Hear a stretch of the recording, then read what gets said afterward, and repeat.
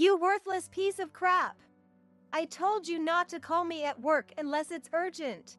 Robert's irritated voice shouted through the phone, making me hold my breath for a moment. He was currently away on a business trip. As a busy salesman, he had repeatedly stressed to me how crucial this job was and that I should never disturb him under any circumstances. That's why I wouldn't repeatedly contact him unless it was truly necessary.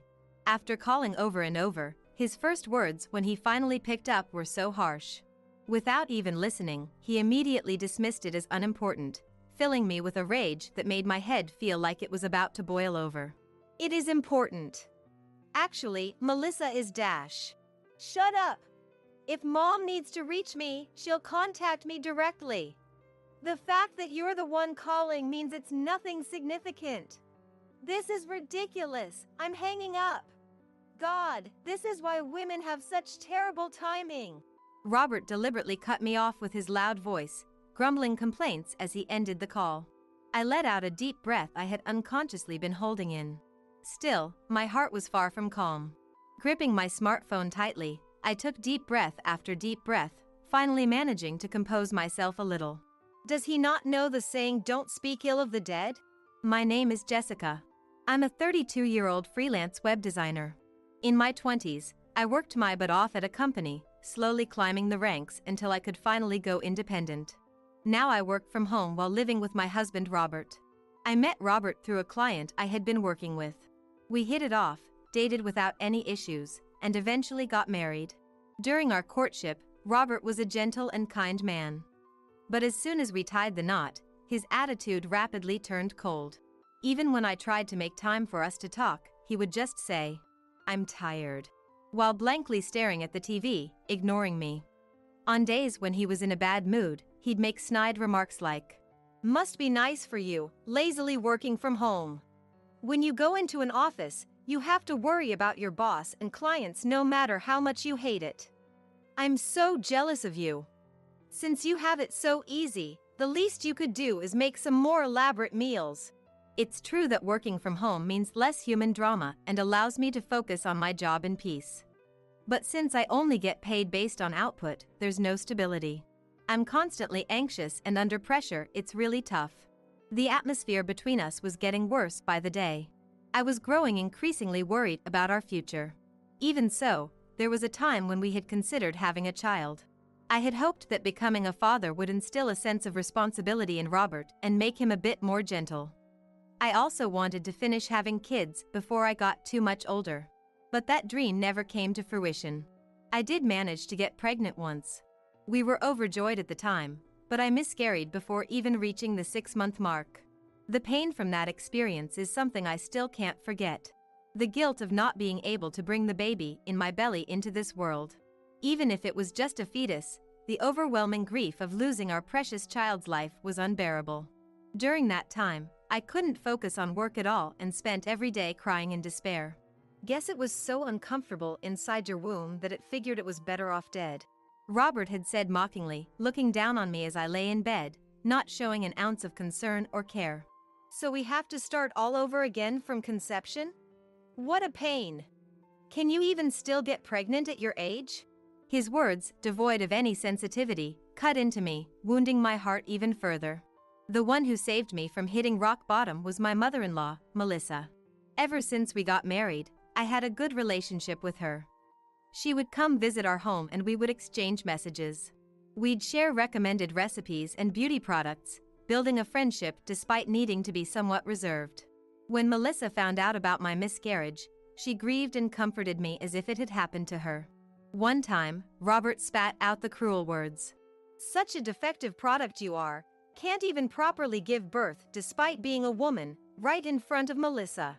She flew into a rage. Grabbing him by the collar, she said, "Robert, how could you? Sit down right there. I can't believe you'd blame the miscarriage on Jessica. She did nothing wrong. Sometimes these things just happen on a whim of God's will. To think you'd grow up to have such a twisted personality and way of speaking without even learning about this. I don't remember raising a son like you." She gave him a thorough scolding. Seeing that, when his attitude had been wearing down my spirit, somehow made me feel a bit lighter. And for Melissa, who had protected me, I felt a surge of gratitude and affection from the bottom of my heart. When Robert wasn't around, she confided in me that she had also experienced a miscarriage. It had happened to a baby she conceived before Robert. I was certain there was a baby in here, but I couldn't bring it into the world. I was so sad and frustrated, I blamed myself too. Medical knowledge wasn't as advanced back then, and the causes weren't clear. They even told me there was a real possibility it was the mother's body's fault. My mother-in-law harshly criticized me for it. I wanted to tell you from my heart that it wasn't your fault. Melissa's words as she held my hand were painful to hear, making my chest tighten. If my body couldn't give birth, I thought about dying together with my lost baby so many times. Melissa, don't say that. I responded. When I blurted that out, Melissa smiled. It's okay. I'm still here living now, and after that I had Robert and 2 more children. So it's all right. I'm sure you'll be able to give birth to your next baby. But it's painful right now, isn't it? You can let your guard down with me. Even if it's just to chat and take your mind off things for a bit, that's fine. It's been a few years since my husband passed away, so I have all the time in the world. Reach out to me anytime. Those warm, loving words made my eyes well up. Before I knew it, I was clinging to Melissa, tears streaming down my face. After that incident, my bond with her deepened.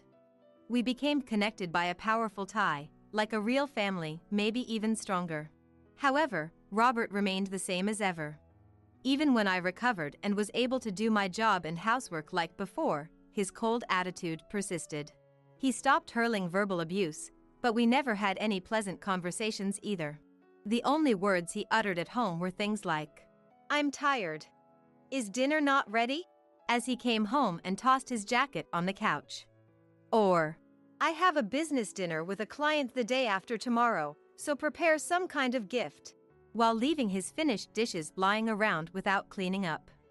It was as if he treated me like a servant. Other than that, he mostly ignored me, acting like I was invisible. I wondered if there was any meaning to this completely frigid married life. On the other hand, my relationship with Melissa continued. In addition to exchanging messages, we would meet up a few times a month to have coffee or go shopping together. It was precisely because I had a good relationship with Melissa that I was afraid of confiding in her, getting divorced, and then losing that connection. Robert started putting even less money into our household.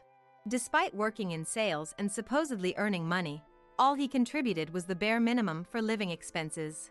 "You're earning money too, so this should be enough to get by, right?" He unilaterally decided, not even giving me room to discuss it. It felt like he was saying, "I'm giving you money, so don't complain." There were no sudden flashy changes in his belongings or clothes. I never suspected infidelity, like finding lipstick on his shirts. He just kept saying work was getting busy, that he had more difficult clients, and his business trips and overnight stays increased. I wondered, does he dislike being at home that much? If he's going to treat me like I don't exist, why doesn't Robert bring up divorce? A few months passed and I got used to living frugally. All my efforts in housework and my job started to be recognized, and I began getting even more work than before. The rates from my longtime clients went up, and I got a steady stream of new projects through referrals. As I got busier, my career really took off. Naturally, my earnings increased too. I felt a bit relieved, thinking that if I could keep working at this pace, I might be able to save up some money despite Robert's meager contributions. It happened one day. "What, another business trip? Didn't you just go on one last week?" I was shocked when Robert, who had only left for a trip a few days ago, said he was going away again for 2 nights and 3 days. Wasn't this way too frequent? Business trips are normal for a salesman, but I hadn't heard anything about him changing departments since we got married. Such a sudden, drastic change in his work environment seemed unnatural. "I already told you. I have this annoying client who keeps calling me out to rural areas. Unlike you, who just exchanges messages online, I earn my money by pounding the pavement." He snapped at me, then tossed an empty suitcase in front of me, telling me to pack his things if I understood. Why do I have to do this? That thought crushed my heart as I silently stared down at the suitcase. Paying no attention to me, he ate his dinner and took a shower as he pleased before going to sleep. Even when I approached the bed, he was snoring loudly, showing no signs of waking up. His smartphone lay right in front of me. If I used his fingerprint to unlock it, I could easily peek inside. But if I found decisive evidence, it would surely lead to divorce. Then I'd have no choice but to explain it to Melissa. If we got divorced, I didn't think we could continue our relationship like before. But maybe, even if I confessed to Melissa, she might scold Robert, saying this is my son's fault, and we could remain friends, not as mother-in-law and daughter-in-law. As I picked up Robert's smartphone to bring it close to his finger, the screen suddenly lit up. A large notification from a messaging app displayed a clearly feminine name. Can't wait for our weekend trip. Last week was shopping, so this time let's relax and get cozy at AL Hotel. Strangely, no anger welled up in me. If anything, I almost felt joy at having obtained evidence to claim compensation from Robert and this woman. Seizing the chance while he was in a deep, drunken sleep, I unlocked Robert's smartphone and opened the messaging app. I quickly took photos of the screen with my own smartphone and slowly scrolled. I captured a video of all their message exchanges, seemingly from when they first started their affair. There were even naked photos taken on a bed. I had to fight to keep my hands from shaking. Then I scrutinized whether Robert's overnight stays were really for business or to meet this woman. Apparently not everything was a lie. It seemed he actually went on real business trips once in a while. Even after all this, Robert showed no signs of waking up. Gathering the evidence was so easy it gave me goosebumps. It was so sloppily managed, as if he had no intention of hiding the affair, that it made my head spin. The next morning, Robert showed no sense that anything was amiss. As usual, he sat waiting for breakfast to be served, complained about the seasoning, looked down on my work, and grumbled about how tough he had it. Even as I watched his back leaving through the front door, my heart remained strangely calm. I even had the presence of mind to wonder if I should look for a lawyer. Perhaps because I had stopped saying anything, Robert seemed to be in a slightly better mood. When the weekend arrived, he unusually said, I'm off. Before leaving for his business trip, no, his adultery trip. As I was tidying up around the house and debating whether to go grocery shopping for dinner, my smartphone rang from an unexpected caller. Robert has one younger brother and one younger sister. The call was from my brother-in-law, Kevin. Kevin is also married, but I heard he lives with his parents to save up for a house. Hello? When I answered, I heard a voice that sounded more dejected than when we last met. Jessica, I'm sorry for the sudden call.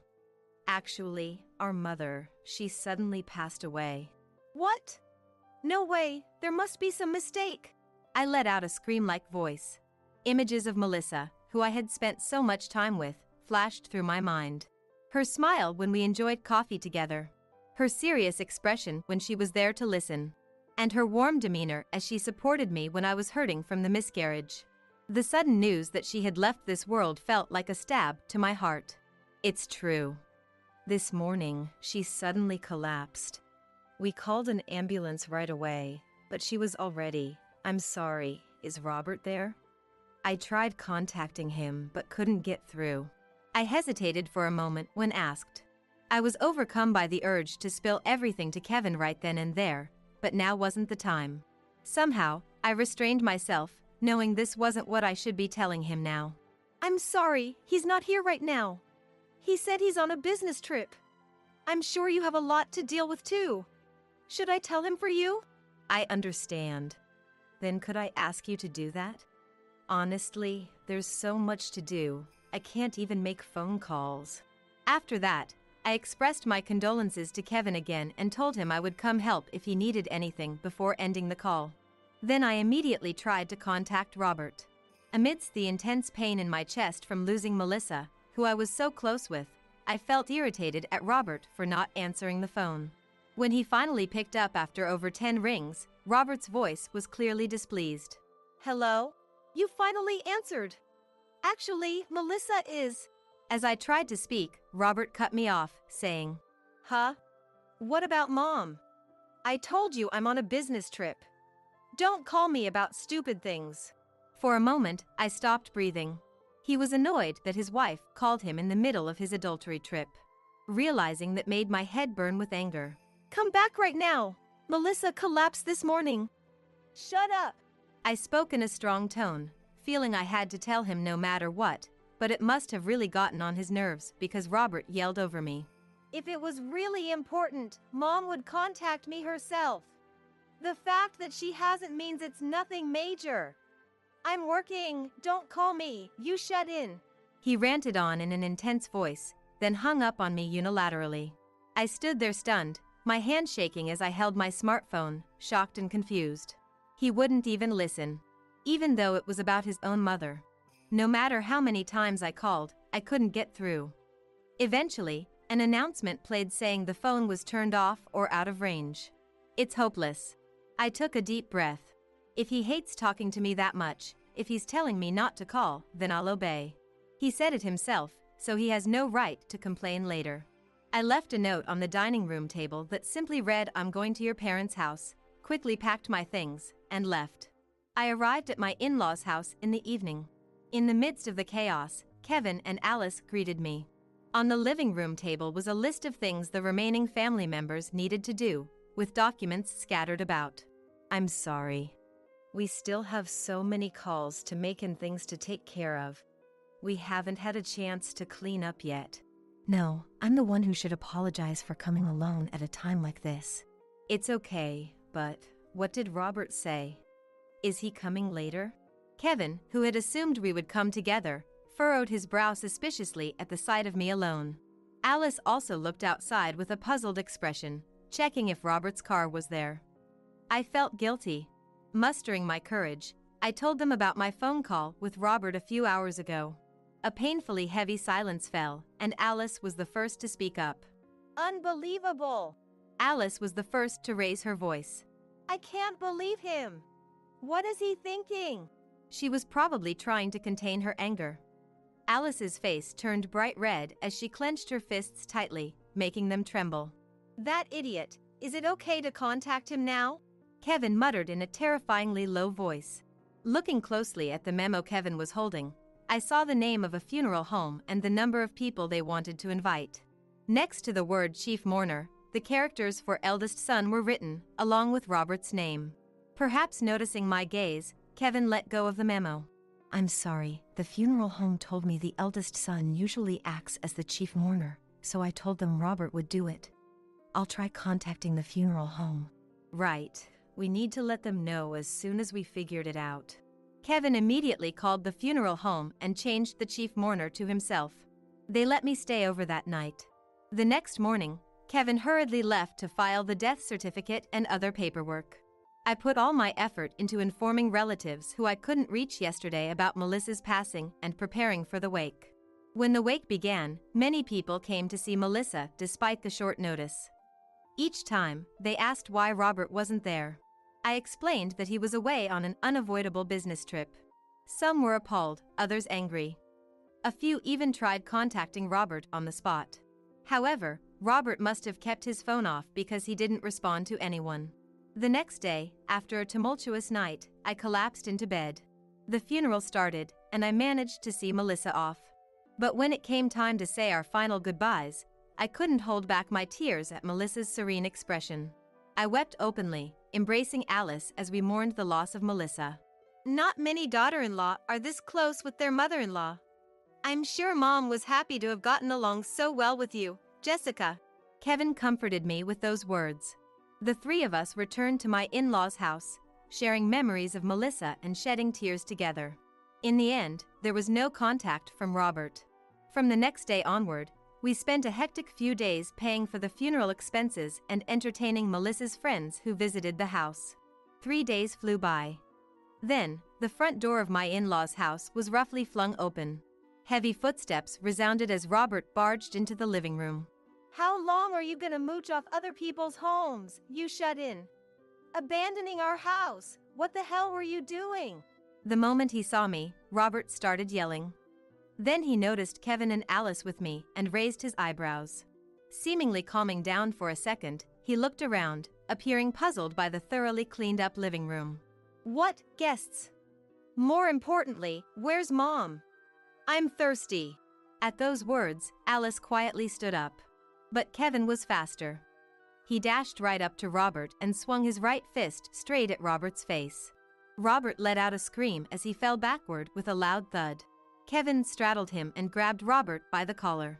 Mom is dead. The wake and funeral are already over. How dare you show your face now? The image of the calm and polite Kevin was instantly shattered. His face bright red, he shouted with enough force to send spit flying. Robert wore a dumbfounded expression, as if forgetting the pain in his cheek. Gradually, the meaning of the words seemed to sink in. His face turned just as red with anger as his, and he yelled back. I never heard about that. Why didn't anyone tell me something so important?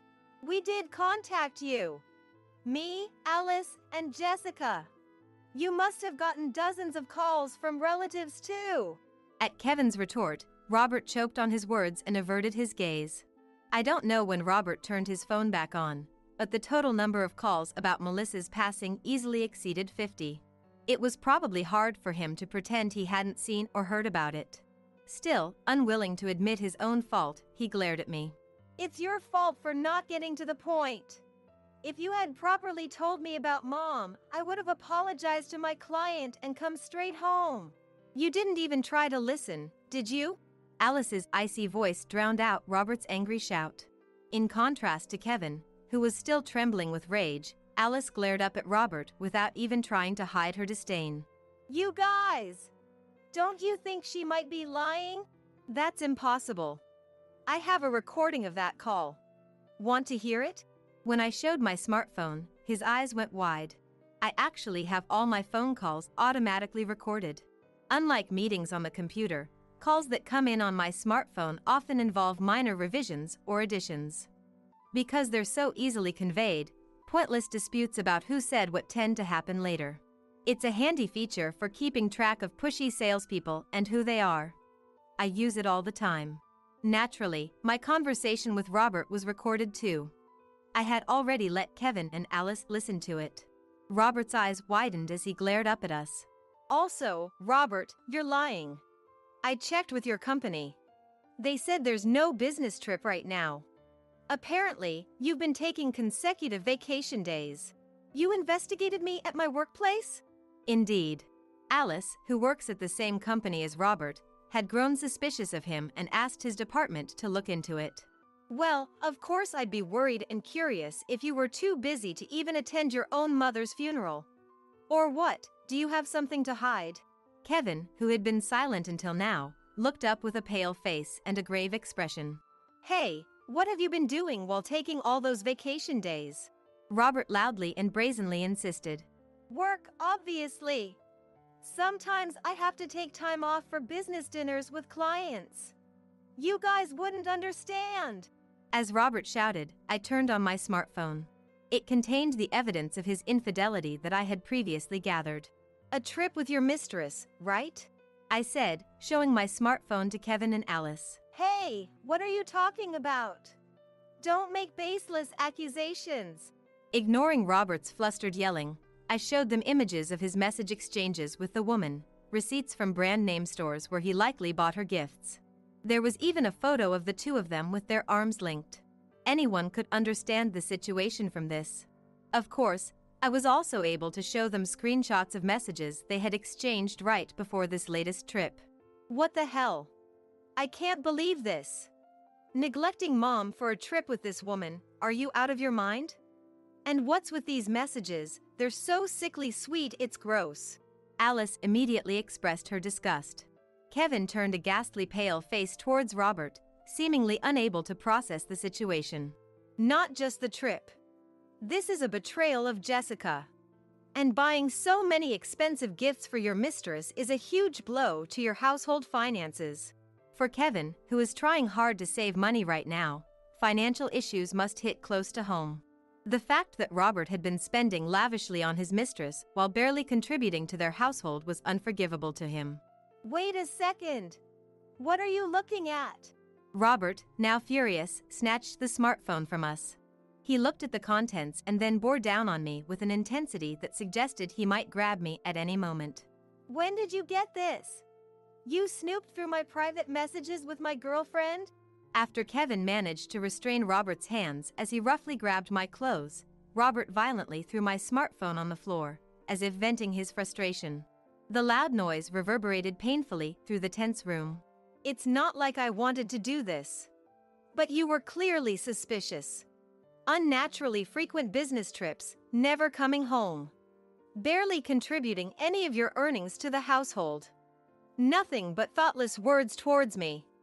I knew something was up, I retorted, picking up my smartphone. Then by chance, I saw a message from your mistress. I easily found tons of other evidence in the bedroom too. You were so bad at hiding it, I was appalled despite being the one cheated on.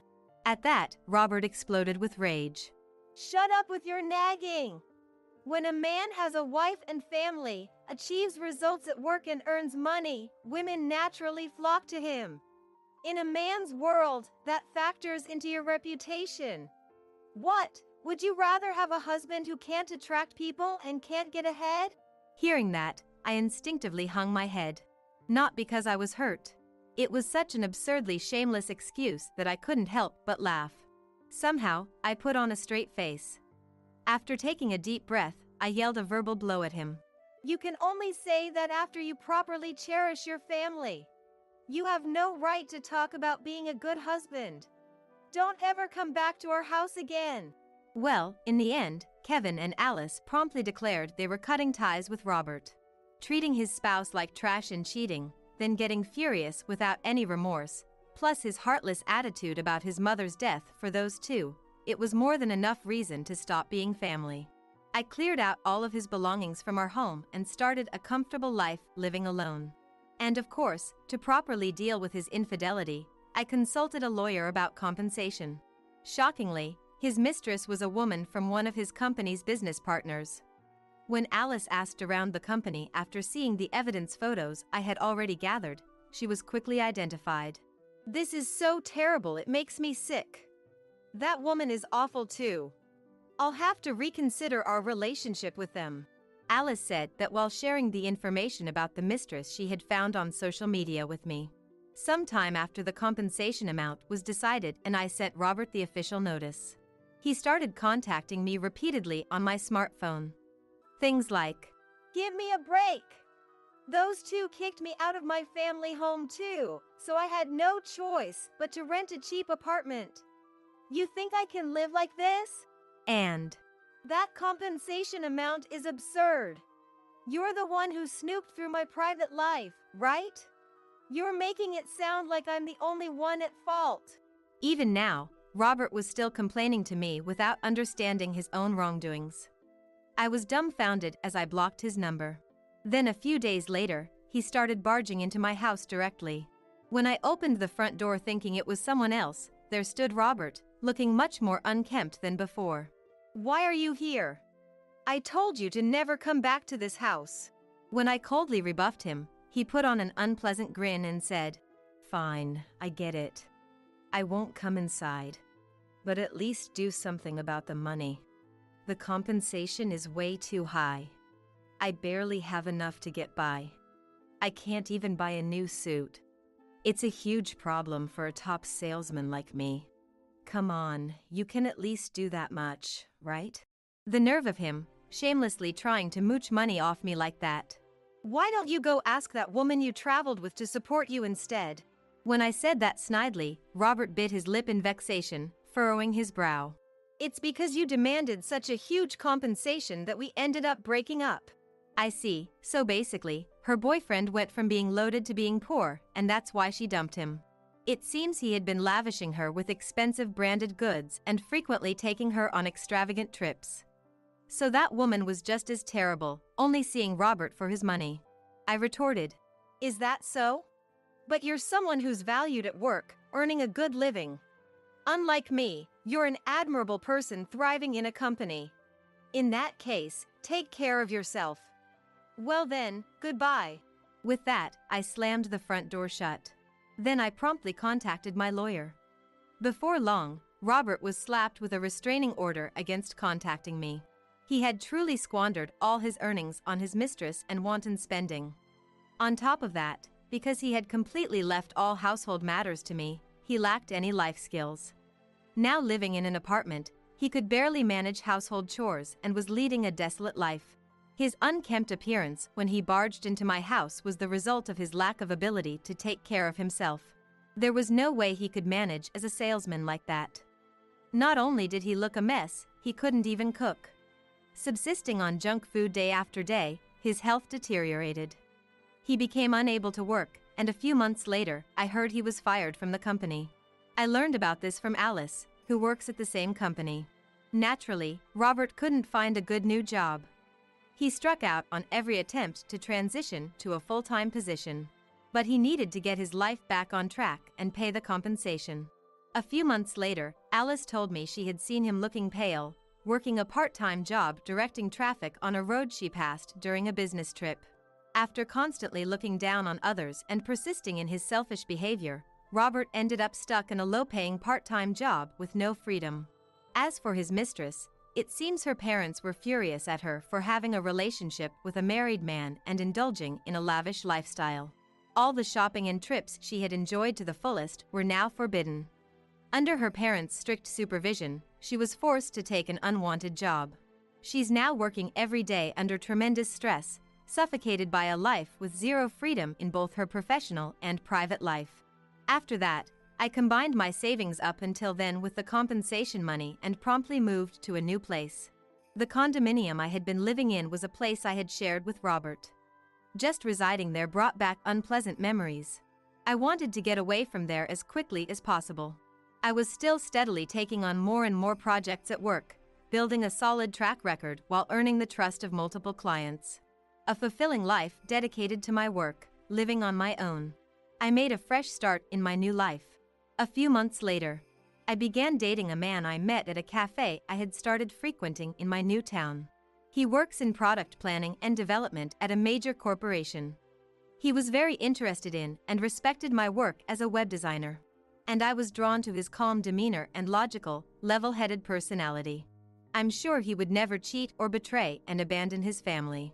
A few years later, I married him, and we were blessed with a child.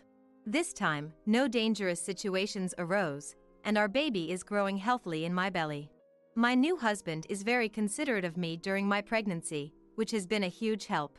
Right now, the two of us are eagerly awaiting the birth of our child while advancing our careers and preparing for the delivery. A kind husband and a new family member on the way. A loving, peaceful home awaits me. Hey, where are you going at this time? As soon as James saw the incoming call on his cell phone, he stopped eating and went back to his room, grabbing his coat to head out. It was supposed to be a rare family time together. No, I just got a call from Mom saying she fell at home and can't move, so I need to help her. I'm taking her to the night clinic now. Don't worry about anything, you too. With that, James rushed out of the house. I just watched him leave as usual, but he has been totally indifferent to Betty so far.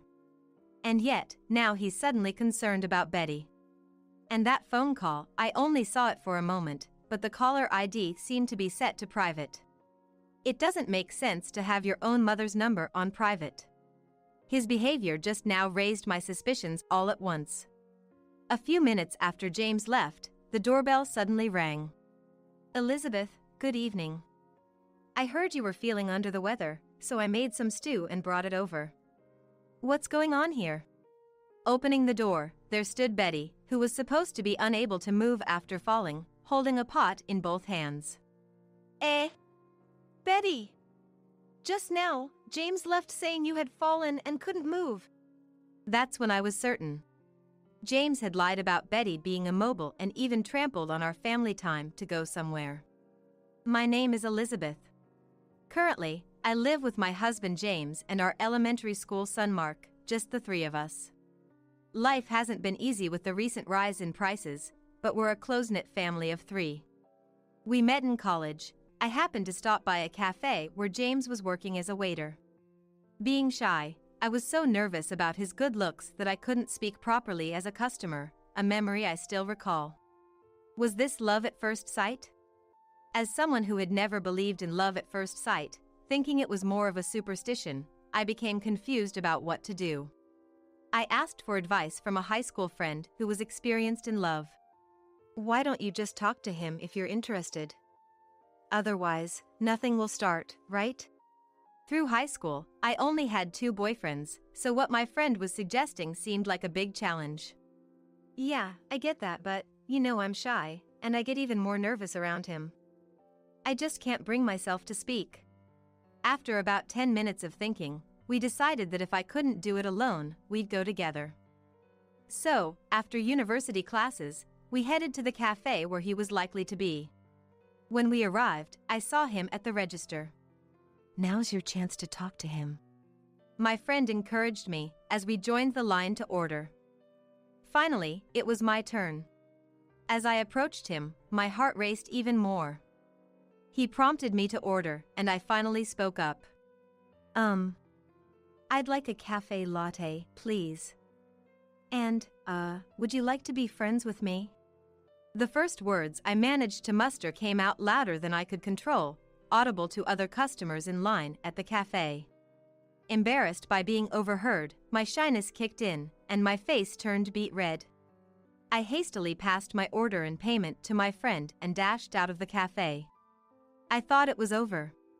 But my boldness turned out to be a good thing. My friend followed me out, and to my surprise, he followed her. It seemed he was curious about my behavior at the cafe, and since he was on his break, he came after us. I managed to exchange contact information with him, and after hanging out as friends for 6 months, I confessed my feelings. He had developed feelings for me too, and we started dating. After years of dating and living together, we decided to get married. Our son Mark was born, and though life is hectic with childcare and housework, I wouldn't trade it for anything. It's amazing how the fatigue doesn't matter when you're working for your family. I never thought marriage was for me, but once I had a family, my perspective changed completely. However, there's been one major concern in our marriage. Recently, James has been coming home unusually late. Before, he would let me know when he was leaving work, saying, "I'm heading home now." But lately, there's been no such communication, and coming home in the morning has become the norm. He's never worn cologne before, but sometimes he comes home covered in a sweet scent. I confronted James about it, but he always brushes it off, saying he's tired from work or that it's just business entertainment. I knew I needed to face the truth.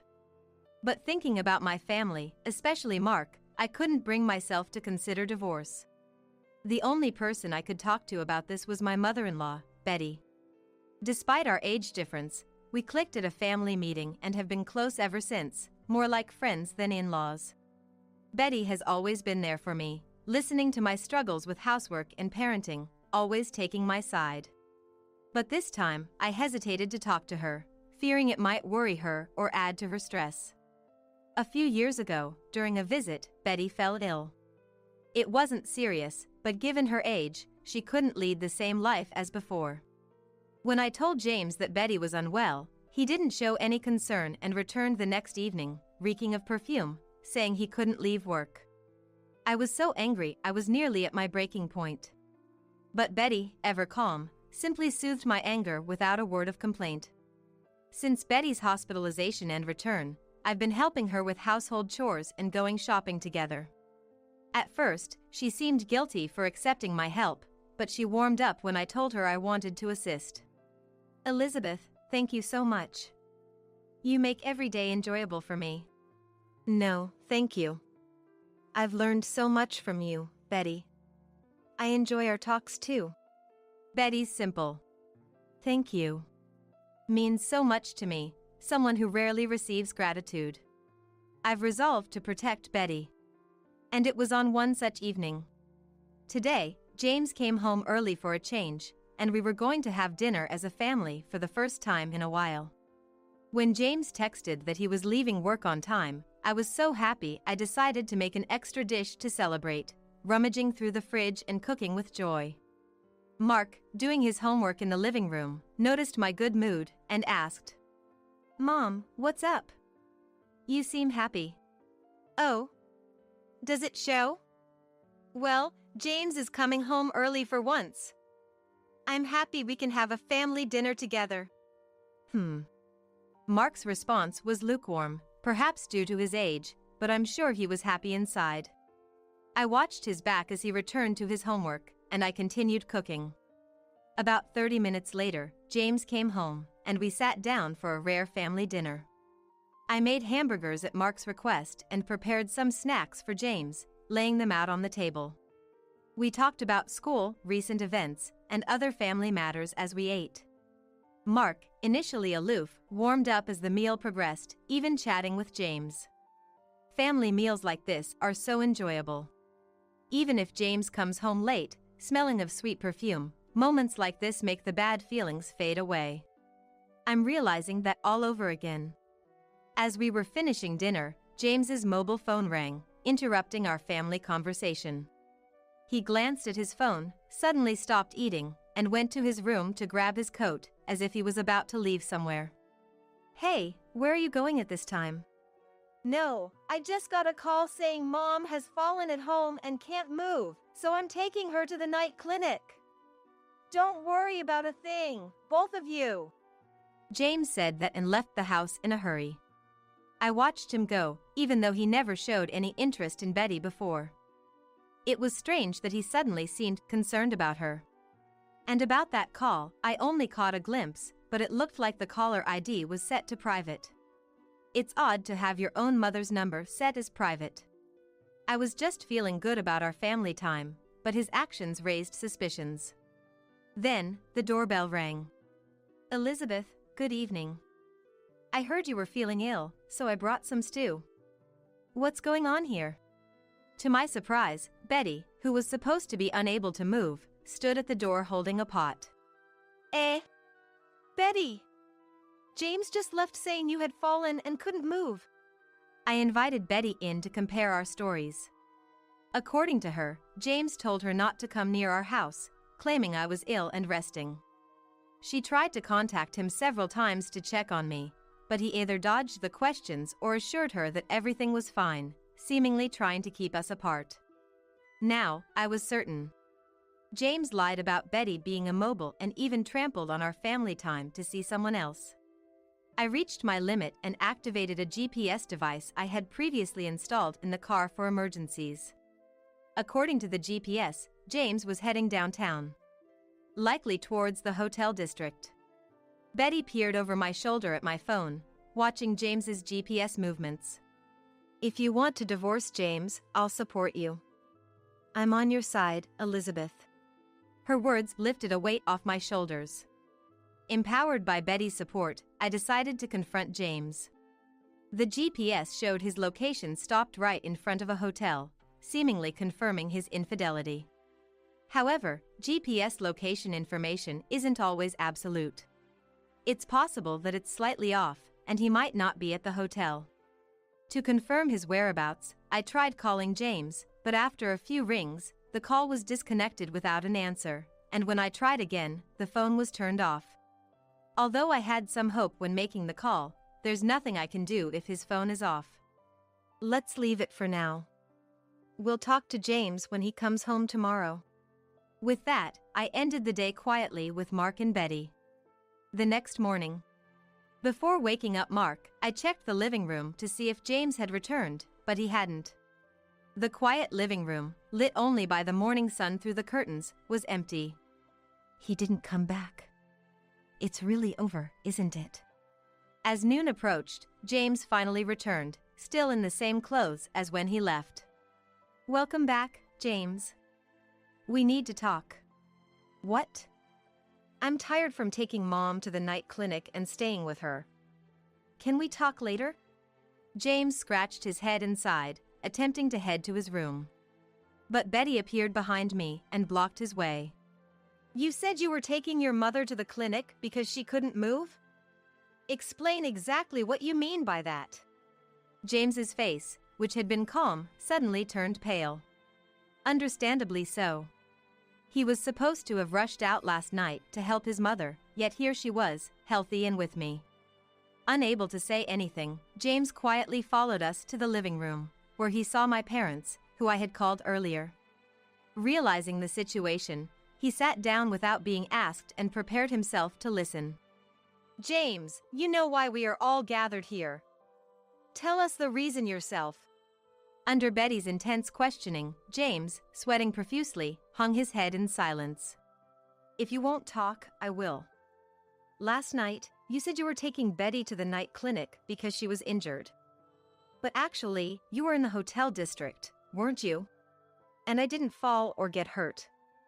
You also kept me away from the house, saying Elizabeth was ill. You didn't want me coming over because it was inconvenient, right? I pulled out my mobile phone and showed the evidence that the last GPS location was a hotel. James was shocked to realize that his location was being shared with me. It had been easy to track James. I've been busy with childcare and housework, and out of good conscience, this was the first time I activated the app because of this incident. James looked at me, wanting to ask how I installed the app, but given the situation, he couldn't bring it up. That makes sense. If he questioned me about it, it would be like admitting he was in a suspicious place. If he doesn't say anything, no matter the evidence, the truth won't be fully revealed. He probably calculated it that way. But Betty and I wouldn't let that strategy work. We were determined to uncover the truth. James, would you care to explain? No, this is... Just then, James's phone vibrated with a notification. Seeing his expression cloud over, I quickly grabbed the phone and saw a message from a woman saying, "You forgot something." Attached was a photo of a young woman, probably in her 20s, holding James's coin case. Who is this young lady? You're not going to say something transparent like she's a junior at work, are you? James's face turned from pale to white, not expecting such definitive proof from his affair partner.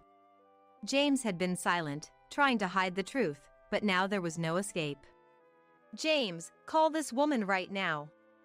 And make sure she explains everything. Betty's tone was unlike anything I had heard from her before. The words Betty hurled at James were immensely heavy. I got goosebumps from the sheer intensity of it. James, without any resistance to that overpowering presence, obediently called the other woman, putting her on speakerphone so that everyone present could hear the conversation. The woman, named Lisa, sounded like she was in her early 20s, a typical modern girl. Was she really James's type? You were with James yesterday, weren't you? Did you know he's married, or did you meet him unaware of his marital status? Yes, I knew. James told me himself. He's always complaining about his personal life every time we meet at the hotel. Honestly, listening to him has been exhausting. So, you knew he was married, met him at the hotel, and even called him to the hotel district yesterday? Well, yes, I called him, but he was the one who forgot about the hotel reservation we had. So I just wanted to know what he planned to do about it. This meant that James left the house last night because he received a call about an appointment he had forgotten. He chose his affair over family time. The James who used to be kind and cared about his family had changed somehow after marrying me and the birth of Mark. It was more of a feeling of emptiness than sadness or anger. Mom looked puzzled, and Dad seemed ready to punch James any moment. In truth, I've been aware of James's womanizing for a while now. I kept silent because I didn't want to worry everyone. I thought about divorce, but I didn't want Mark to suffer with a single mother. So that's why you seemed down when you visited me. Did it show on my face? Not exactly, but I'm a mother too, Elizabeth, and we've known each other for a long time. I just had a feeling you were troubled. I thought I was suppressing these feelings to avoid burdening anyone, but maybe deep down, I was silently crying for help, wanting someone to notice. But now, I don't have to worry about that anymore. I've opened up about my feelings, and everyone understands. It's all been cleared away. I can't be with someone like you anymore, who has a bad track record with women and doesn't care about his family. I want a divorce. Finally, I was able to voice my feelings to James. Then, James, who had been silent, finally spoke up with a sigh. It's actually your fault, you know? Before we got married, you were all womanly, but after we got married, you lost all your charm. That's why I'm having fun with young, cute girls like Lisa. What's wrong with that? His brazen defiance and unjustified blame-shifting made my anger boil. The audacity of his claims was infuriating. Certainly, since Mark was born, I've been so busy with housework and childcare that I hardly had any time or energy for myself.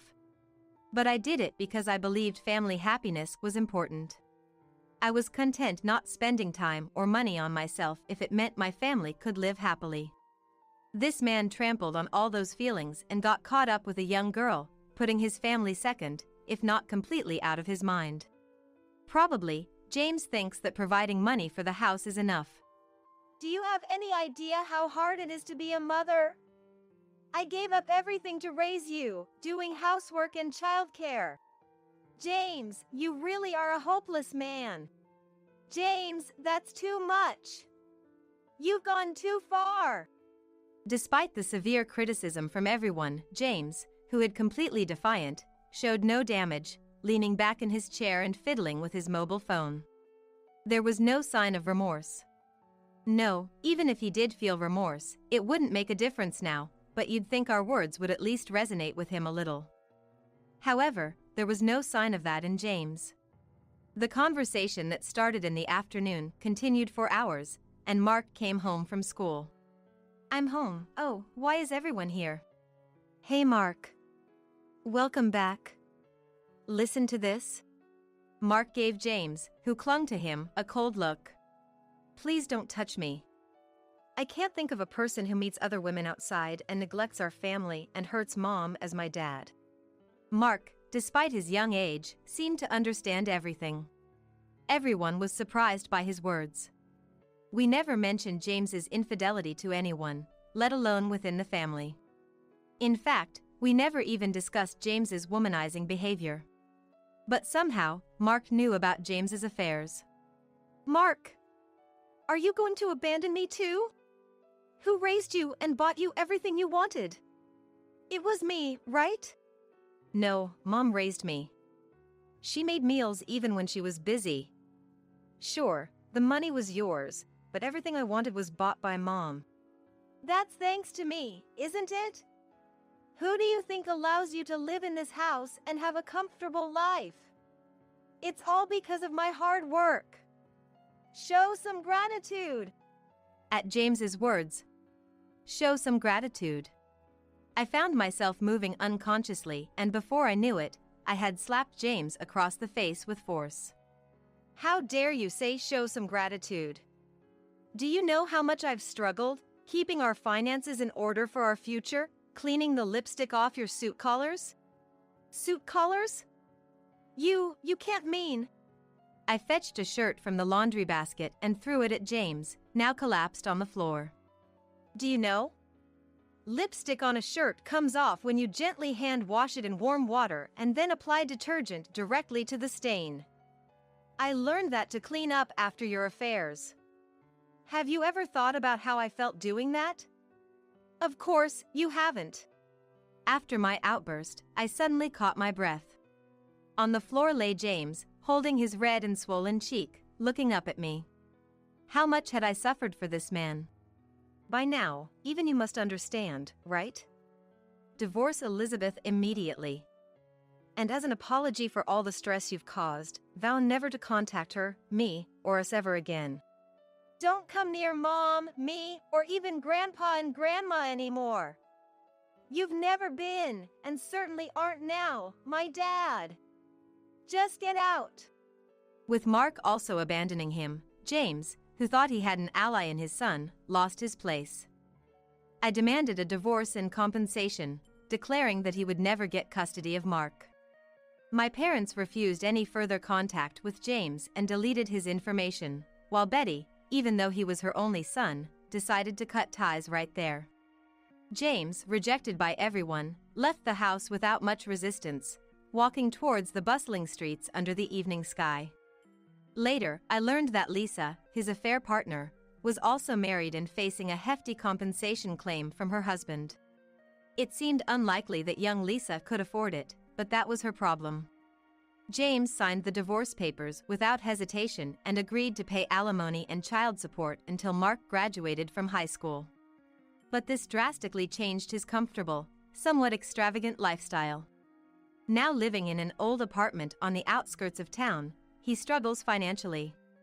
Mainly because he never learned to cook and resorts to fast food and instant noodles. All of this is a result of James's own actions, his fault. I decided to move back to my parents' house in Dallas with Mark. Though it meant changing schools for personal reasons, Mark agreed without complaint, which was a relief. Mark's friends looked a bit sad, but Mark, having matured a bit through this incident, comforted them, saying, "I'll definitely come to visit." Despite being the one transferring, I am proud of how strong my son has grown. Betty and I remained close even after the divorce. Despite initially refusing, I accepted some financial help from her, as she insisted on supporting us due to her son's actions. This helped us avoid financial difficulties. Now, we sometimes have dinner together, and Betty even sends gifts for Mark's birthday. Mark seems happy, surrounded by many people. With my parents helping out on weekdays, I've returned to my pre-marriage pharmacy job and am enjoying fulfilling workdays. Now when I come home, Mark and my parents welcome me. Surrounding the dinner table with my family is my happiest moment. I really need to talk to Lynn about something. Emily, my daughter-in-law, seems to hesitate for a moment, taking a deep breath. But then, as if she's made up her mind, she starts to speak with determination. I'm sorry, but I just can't do it anymore. I can't afford to pay $3,000 every month for Brian's care. It's just too much for me. She said this through tears. I couldn't understand what Emily was talking about. Paying $3,000 a month for care? What are you talking about? Brian passed away 8 years ago. You should know that. What? But Ridley said we needed money for the care. I wasn't told he passed away. I don't understand what's happening. Emily seemed genuinely unaware. Even I am struggling to grasp the situation, but it's an undeniable fact that my husband Brian has passed away. I really wasn't told about his passing. It's the truth. Emily was desperately trying to make her case. Based on Emily's behavior up until now, I was convinced she wasn't lying, and I knew she wasn't the type to make up such a story. About 6 months ago, Ridley came to me saying we needed money for Brian's care.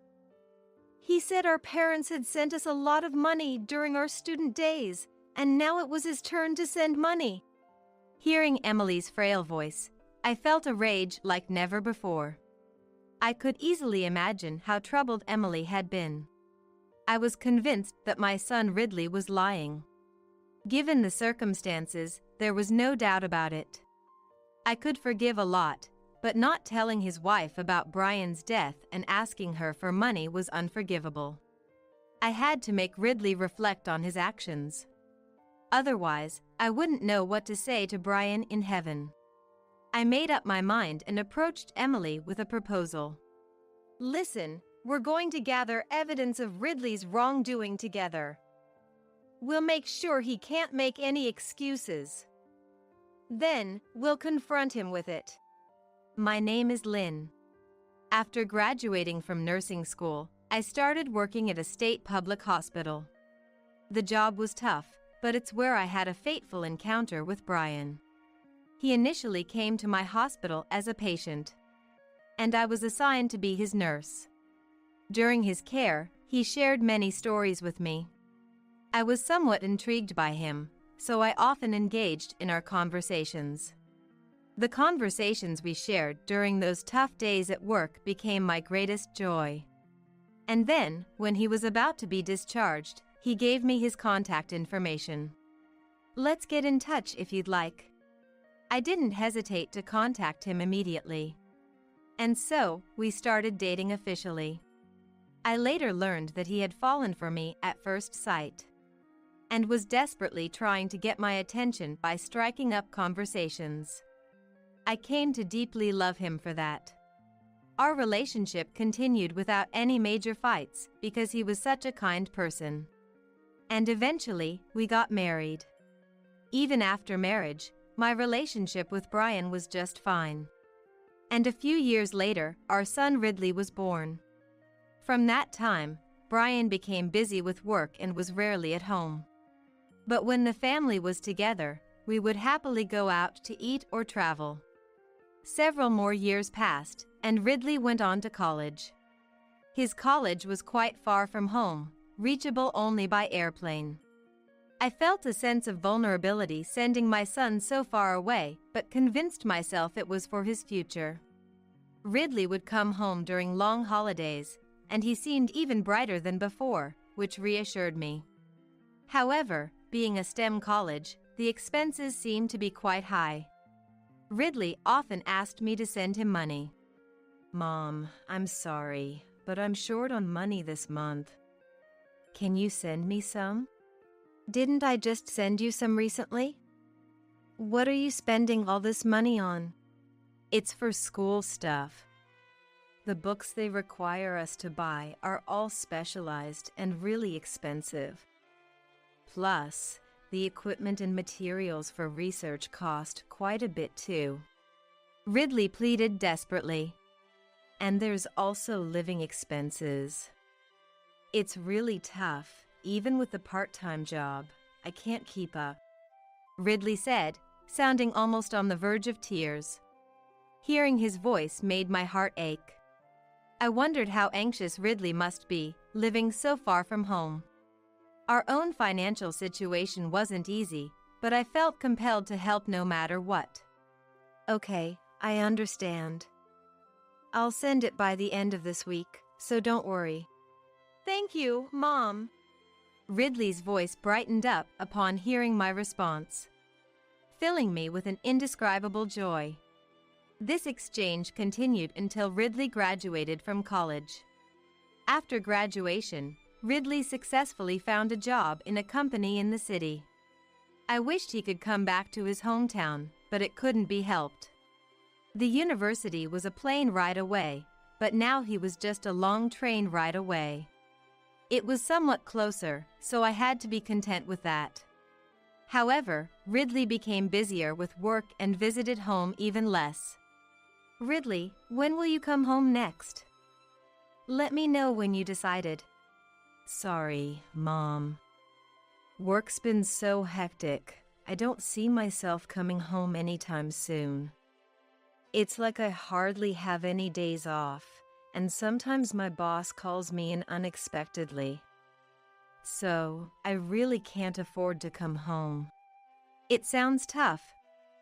It's good to work hard, but don't overdo it. If you break down, it's all for nothing. Make sure to reach out if things get too hard. Yeah, I got it. Thanks. Ridley said this and quickly hung up the phone. His somewhat indifferent attitude pained me. But I told myself it couldn't be helped. Ridley was a grown adult, after all. It was probably overbearing for me to say too much now. I tried to suppress my loneliness and convinced myself of this. I also made a point not to call Ridley. I didn't want to interrupt his work. For a while, we didn't communicate. But then, one day, Ridley called me out of the blue. Lynn, it's been a while. Is now a good time? It's fine. What's going on? Well, I've decided to get married. What? What do you mean? I happened to meet someone and we got along well. So, we decided to get married. I've already met her parents. We'll be coming home soon to introduce her to you. I see. I'll be looking forward to it. I said this and hung up the phone. Ridley was getting married. And just the thought made my heart flutter. I wondered what kind of woman she could be. Would I be able to see my grandchildren? All sorts of thoughts raced through my mind. I was so happy that I marked the calendar with a big sign. And then the day finally came. Ridley's girlfriend, named Emily, was a quiet, beautiful, and kind-hearted woman with a sharp mind. I liked her immediately. She seemed perfect for Ridley. There was no reason to oppose their marriage, and things moved quickly. Ridley and Emily were soon happily married. After the wedding, Emily would help me with my work whenever Ridley was home. It seemed that Emily thought highly of me too, and there was no sign of any mother-in-law and daughter-in-law conflict. However, as time passed, Ridley became busier and had almost no time to come home. Even though we would occasionally talk on the phone, those calls became rare. I was lonely, but I guessed young people preferred spending time with each other. Out of consideration for Ridley and his wife, I decided not to call unless it was an emergency. After that, we hardly communicated. There was no interaction after they called to wish me a happy birthday, and time passed by. But a year later, Emily suddenly called. "Lynn, it's been a while." Emily spoke in a heavy, somber tone. I was concerned by her demeanor, but chose not to press the issue. "Oh, Emily, it's been a while. How's Ridley doing?" "Yes, he's fine. But there's something I just have to tell you." "Something you have to say? What happened?" Emily seemed to hesitate for a moment, taking a deep breath. But then, as if she had made up her mind, she began to speak earnestly. "I'm sorry, but I just can't do it anymore. I can't afford to pay $3,000 every month for Brian's care. It's just too much for me." Emily said this through tears. I couldn't grasp what Emily was saying. $3,000 a month for care? What are you talking about? Please don't joke about this. But how can there be care expenses? Brian passed away 8 years ago. You should know that, shouldn't you? What? But Ridley told me we needed money for care. I haven't heard anything about him passing away. What's going on here? I'm completely lost. Emily seemed genuinely unaware. I was having trouble understanding the situation myself. But there's no denying the fact that Brian has passed away. Listen, Emily, Brian passed away 8 years ago due to his illness worsening. He was indeed in need of care before that. I said this carefully, trying not to upset Emily. I did tell Ridley about how tough Brian's care was. But I never asked for money. I can't believe it. I wasn't told anything about his passing. It's true. Emily pleaded desperately. I was convinced she wasn't lying, based on her behavior up to now. I knew she wasn't the type to say such things. I recalled the time when Brian passed away and explained it to Emily in as much detail as possible. When Brian was critically ill, and it was clear he was in danger, I contacted Ridley. He came home then. Emily gasped over the phone. She might not have known even that. But you didn't come. I heard you were busy with an overseas business trip and couldn't possibly come back here. I said, feeling a pang in my heart. But at that time, I was so preoccupied with Brian that I didn't have the capacity to consider Emily's situation. Overseas business trip? I'm an office worker. I don't go on trips abroad. In fact, I've never been on a business trip. Emily exclaimed, seemingly shocked. Why would Ridley say such a thing? Where did all the care money I've been paying go? Emily was clearly shaken over the phone. But after a while, she began to explain the situation slowly. This started about 6 months ago. Ridley came to me saying we needed money for Brian's care. He mentioned how our parents sent us money during our student days, and now it was his turn to send money. Hearing Emily's frail voice, I felt an unprecedented wave of anger. So, I initially paid willingly. But the amount kept increasing, and now it's $3,000 a month. Emily sighed deeply after saying that. And I could easily imagine how much she had been struggling. I've been dipping into my savings to make the payments, but honestly, I've reached my limit. That's why I called. Hearing Emily's words, I was convinced that Ridley was lying. The situation made it clear. Forgiving minor things is one thing, but not telling his wife about Brian's death and asking for money is unforgivable. If this demand escalates, it could even lead to a criminal case. I must make Ridley reflect on his actions. Otherwise, I wouldn't know what to say to Brian in heaven. I resolved to do something and approached Emily with a suggestion. Emily, I believe you. It's clear Ridley is lying. Is that so? I was foolish. If only I had spoken to you sooner, this wouldn't have happened. No, it's not your fault. But we can't let this go. Listen, let's gather evidence of Ridley's wrongdoing together. We'll collect enough so he can't make any excuses, and then we'll confront him with it. Understood. What should I do? Well, Emily, I'd like you to gather any evidence you can find at home. Do you have a study or something? There should be receipts and documents there. I'll hire a detective agency to investigate Ridley's background. There's probably more to this. Got it. I'll carefully collect evidence without being noticed and look through messages to see if there's any information about Ridley. I'll contact you if I find anything. Emily said this and then hung up the phone.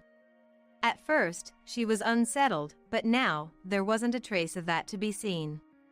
With that attitude, he's bound to thoroughly search for evidence. I started looking online for a detective agency and immediately requested an investigation into Ridley's background. Several weeks later, I visited Ridley's house. I had asked Emily about Ridley's day off in advance. Guided by Emily, I headed towards the living room. Unaware of anything, Ridley was relaxing in the living room. He was surprised to see me enter. What? Mom, what brings you here all of a sudden? You could have let me know you were coming. Sorry for not telling you in advance. I just needed to talk to you about something. I see. But I have to step out for a bit. Emily will fill you in on the details. It seemed Ridley sensed something was off. He suddenly got up in a hurry, looking to leave the scene. Sit down, I yelled at Ridley. He looked surprised and flustered. Emily, with a blank expression, went over to Ridley and made him sit on the sofa. Ridley looked back and forth between me and Emily, his face clearly showing his distress. You know, Ridley, I got a call from Emily the other day. She told me you've been making her pay $3,000 a month for Brian's care expenses. Upon hearing this, Ridley's expression twisted, and he bit his lip, realizing his actions had been discovered. But that's strange, isn't it? Because Brian is no longer with us. So, who exactly are these care expenses for? I'd like to hear it from you. Ridley didn't answer right away. He looked down and scratched his head. Not going to answer? Then let's change the question. Emily didn't know that Brian had passed away. Emily looked down at Ridley with cold eyes. You said she couldn't come because she was on a business trip abroad, right? But Emily has never been on a business trip, let alone abroad. What do you have to say about that? Ridley remained silent, still looking down. Say something, I shouted even louder than before. I was furious at Ridley for choosing to remain silent at such a time. Emily's lips were pressed tightly together as she glared at Ridley. Ridley sighed deeply and rubbed his face with his hands. Listen, we already know you've been lying. We've gathered plenty of evidence to prove it. So, staying silent now is pointless. I said this in a more admonishing tone. Scolding him wouldn't make him reflect. I wanted him to understand why what he did was wrong. Now, about the $3,000 you conned out of Emily. What did you use it for? Tell me the truth. Ridley was silent for a while, but eventually, he began to speak weakly. I wanted to use that money to start a business. My current job is so tough. I thought starting my own business would increase my income and allow me to work more freely. Ridley murmured, clearly shaken. I wanted to immediately rebut, but I decided to let him finish speaking first. I know I did something wrong to you guys. But I thought you'd be against it if I told you the truth, so I couldn't bring myself to say it. I'm really sorry. After saying this, Ridley got up from the sofa and apologized. Well, I appreciate your honesty. Look at me, I said gently. Ridley, seemingly relieved, looked up, but he was met with documents and photos I dropped in front of him. They were the detective's report and documents Emily had found at home. Upon seeing them, Ridley's face turned pale. It seems you've been borrowing money from various places since your college days. And despite that, you've been splurging on girls at bars. You've been living quite lavishly, haven't you? And that's not all. You even took out loans in my name. Emily said this and shoved the documents in Ridley's face. I had no idea about any of this. You're dissatisfied with just $3,000 a month? Am I just someone convenient for you to get money from? Say something. Emily seemed to have reached her limit, grabbing Ridley by the collar in frustration. Enough, Ridley. As I said earlier, we know all about your lies, and we have all the evidence we need. I stopped Emily and explained again to Ridley, who, frightened by Emily's scolding, listened quietly. We know how you've been spending your money and what your personal life is like. There's no use hiding anything now. Ridley groaned softly, ruffling his hair. But I continued undeterred. We want to hear everything from you. Understand? So, start talking. This time, Ridley seemed genuinely remorseful. He began to speak through tears. I'm sorry, truly sorry. It was all a lie. Tears fell from Ridley's eyes, forming puddles on the floor. Back in college, I asked for money not for textbooks, but because I wanted money to have fun. I didn't have a part-time job. I spent all the money on shopping and hanging out with friends. Hearing Ridley finally tell the truth brought me some relief. And what about after you started working? After I started working, I went to bars after work. I took a liking to one of the girls there and ended up spending a lot of money on her. If I didn't, she wouldn't pay me any attention. But you've been spending more than you earn, haven't you? How did you manage that? By the time I realized I couldn't borrow money in my name anymore. But I still had to pay back my debts. So, I started borrowing money in Emily's name. I secretly took her ID and completed the procedures online. Emily looked like she wanted to say something upon hearing this. But I gestured for her to wait. I had decided we would only interject after he had confessed everything. I had no other choice. But when that wasn't an option anymore, I lied about needing money for care expenses to get it from Emily. I'm really sorry. Ridley broke down in tears like a child after saying this. But the ones who truly deserved to cry were Emily and me. I exchanged a look with Emily and sighed deeply. Emily seemed to have lost the will to scold him any further at the sight of Ridley's pathetic state. After sobbing for a while, Ridley apologized again. "I'm truly sorry. I deeply regret my actions and promise I won't do it again. I swear it right here. I'll definitely pay back the money. Please forgive me." Ridley apologized sincerely. But his words were hard to trust. He had been deceiving those close to him for so long. Even if we forgave him, it was almost certain he would just repeat his actions. "Ridley, it's over. We can't trust anything you say. We never intended to forgive you. And this isn't the end. Be prepared." An hour later, the doorbell of the house rang. Emily went to answer it. Ridley watched her apprehensively. Led in by Emily, the newcomers were women. Upon seeing their faces, Ridley caught his breath.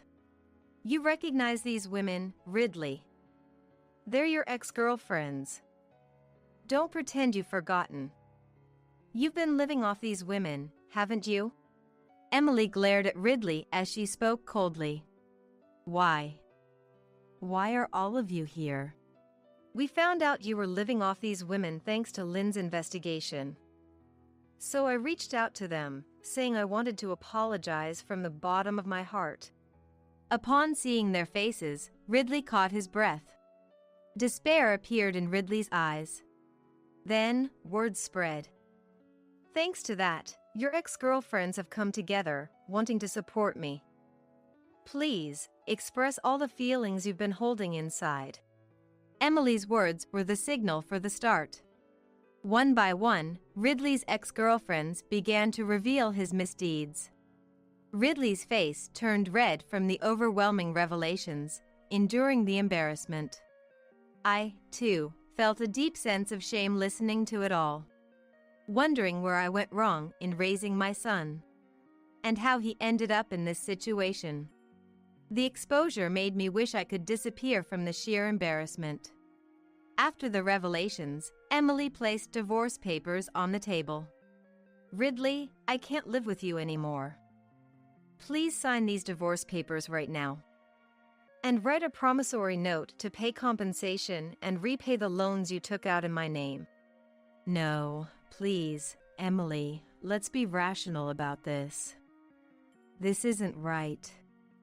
I'll truly change, so please reconsider. I'd be lost without you right now." Ridley pleaded pitifully, but his ex-girlfriends unanimously scolded him to get real. Not a single person in the room was on Ridley's side. Reluctantly, Ridley signed the divorce papers and wrote a promissory note and affidavit complying with Emily's demands. Afterward, Ridley, now in tears, turned to me, begging for help. "Mom, I'm really sorry. This is my last selfish request. Please help me with the repayments. I know I've done wrong by lying, but I can't do this alone. Please." "Lynn, you don't need to help him. Just leave him be." I looked into Ridley's eyes, reminiscing about the warmth of holding him for the first time. The warmth of holding Ridley for the first time, the joyful days spent with Brian and the three of us, the sense of vulnerability when sending Ridley off to college. It all comes back to me as if it were just yesterday. Despite his faults, he was still my son. "All right, Ridley. No matter what you've done, you're my irreplaceable son." Ridley's eyes lit up with joy at my words. "I don't believe I'm entirely blameless. Perhaps I made you feel lonely without realizing it." I was overwhelmed with remorse towards Ridley. "So, I'll take responsibility too. I promise to take care of you until the end." "Thank you, Mom. Thank you so much." Ridley held my hands, apologizing through his tears. Just then, the doorbell rang again, and Emily went to answer it. Several well-dressed, stout men entered the living room. "Good afternoon," We are here following a request. Is this gentleman Ridley? One of the men confirmed in a low voice. Yes, that's him. We've finished our discussion, so please take him now. Understood. The men briefly responded, then lifted Ridley by his arms and made him stand. Caught off guard, Ridley screamed and resisted, but he was no match for the men's strength. Mom, who are these people? What do you mean they're taking me? Stop. Let me go. I do want to help you get back on your feet, but I'm getting older and that's becoming difficult. So, I consulted with the detective agency, and they recommended a good rehabilitation facility. I paused there. My heart was aching as if it were being torn apart. Ridley looked at me with tears in his eyes. With determination, I met his gaze and declared, "You're going there to be re-educated and fix your rotten self. This is my final act of sympathy for you." This can't be happening. Let me go. Please, Emily, anyone, help me. Ridley desperately pleaded for help, but Emily and his ex-girlfriends remained unmoved, watching him with cold eyes. It's a safe place, not dangerous. You'll just have your daily life and work managed while living there. If you truly are sorry, you'll follow their guidance, won't you? No, I don't want this. I swear, I really won't do anything bad again. Please help me. Ridley struggled as he was taken away. That's when I finally shed tears. I didn't want to do this. But the issue was too significant. If not rehabilitated now, Ridley could bring misery not only upon himself, but also upon many others. I'm so sorry, Ridley. I apologized from the bottom of my heart. Emily came over and comforted me. There were tears in her eyes as well. Sending Ridley to the facility resolved everything for the moment. The debts Ridley had accumulated on his own would now be his responsibility to repay. So far, he has been making regular monthly payments into Emily's account without issue, as the total amount was too large for a lump sum payment. It will undoubtedly take a long time before Ridley has repaid everything. This is all a matter of personal responsibility. I've been able to keep up with Ridley's situation through occasional updates from the facility staff. Initially, it seems Ridley attempted to escape whenever he saw an opportunity. However, the dedicated efforts of the facility's staff in educating him have led to him now leading a quiet life, following the daily routine. I can only hope that he truly reforms from the bottom of his heart. Emily has been living alone since then. Fortunately, her salary is sufficient, so she doesn't seem to be struggling financially. I deeply regret what happened and feel truly sorry for Emily. She might have faced significant life disruptions due to debts she had no part in. Just thinking about it makes me feel like I can never apologize enough to Emily. However, Emily doesn't seem to hold anything against me. In her view, Ridley is the one at fault, not me. Moreover, Emily still visits my home every few months, mainly for sightseeing purposes. The main focus, it seems, is on tourism. Every time they visit, they bring various gifts, share stories, and help with household chores. Even though our official in-law relationship has ended, our bond feels closer than ever. After Brian's passing and sending Ridley to the facility, Emily's visits have become a significant source of joy for me. Now, I look forward to her visits and live a peaceful life on my own. Look, that's my friend's dad. This happened when I attended my beloved niece Gloria's Parents' Day. I was shocked to see a couple walking into the classroom. Because the man, cozying up to a woman I didn't recognize, was my own husband, Mike. After talking to Gloria, everything clicked for me. So, that's what it was all about. I'll never forgive this. As Mike was about to leave the classroom, I blocked his way, putting on a smile. Let's continue to get along as families, shall we? Please, stay with us until the end to see the turmoil that unfolds from here. My name is Emily, I'm 33 years old, and we're a dual-income couple in our 5th year of marriage. My husband's name is Mike. We met in a sort of half-set-up situation. My parents, who I met later in life, became good friends with Mike's parents, and we first met at a family dinner we were all invited to. Mike made the first move, and that's how our dating began. After a year and a half of dating, when we decided to marry, both sets of parents were thrilled. Everyone around us congratulated us, saying we were a perfect match. At that time, my close sister Flora also attended from afar, bringing along her then 1-year-old daughter Gloria, and I remember feeling so happy. 5 years later, I was still living with Mike, busy with work. Mike would say he's busy with work, coming home late on weekdays, and increasingly, his precious weekends were spent working. With Mike off and away, I found myself spending more time alone. I wish we had kids. That thought crossed my mind, and I shook it off. Actually, not long after we got married, Mike dropped a bombshell on me. I, actually, can't have children. The hospital test results he showed me clearly stated that. Since when did you know? I knew before we got married. But I thought if I told you, you might not marry me. Please, Emily, I don't want our parents to know about this. Keep it a secret. Mike had always said he loved kids and wanted a daughter someday. Knowing that, I felt deeply sorry for him at that moment. We'll take care of each other instead of having kids.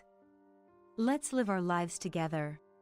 With those words from Mike, I nodded and resigned myself to giving up on the idea of having children.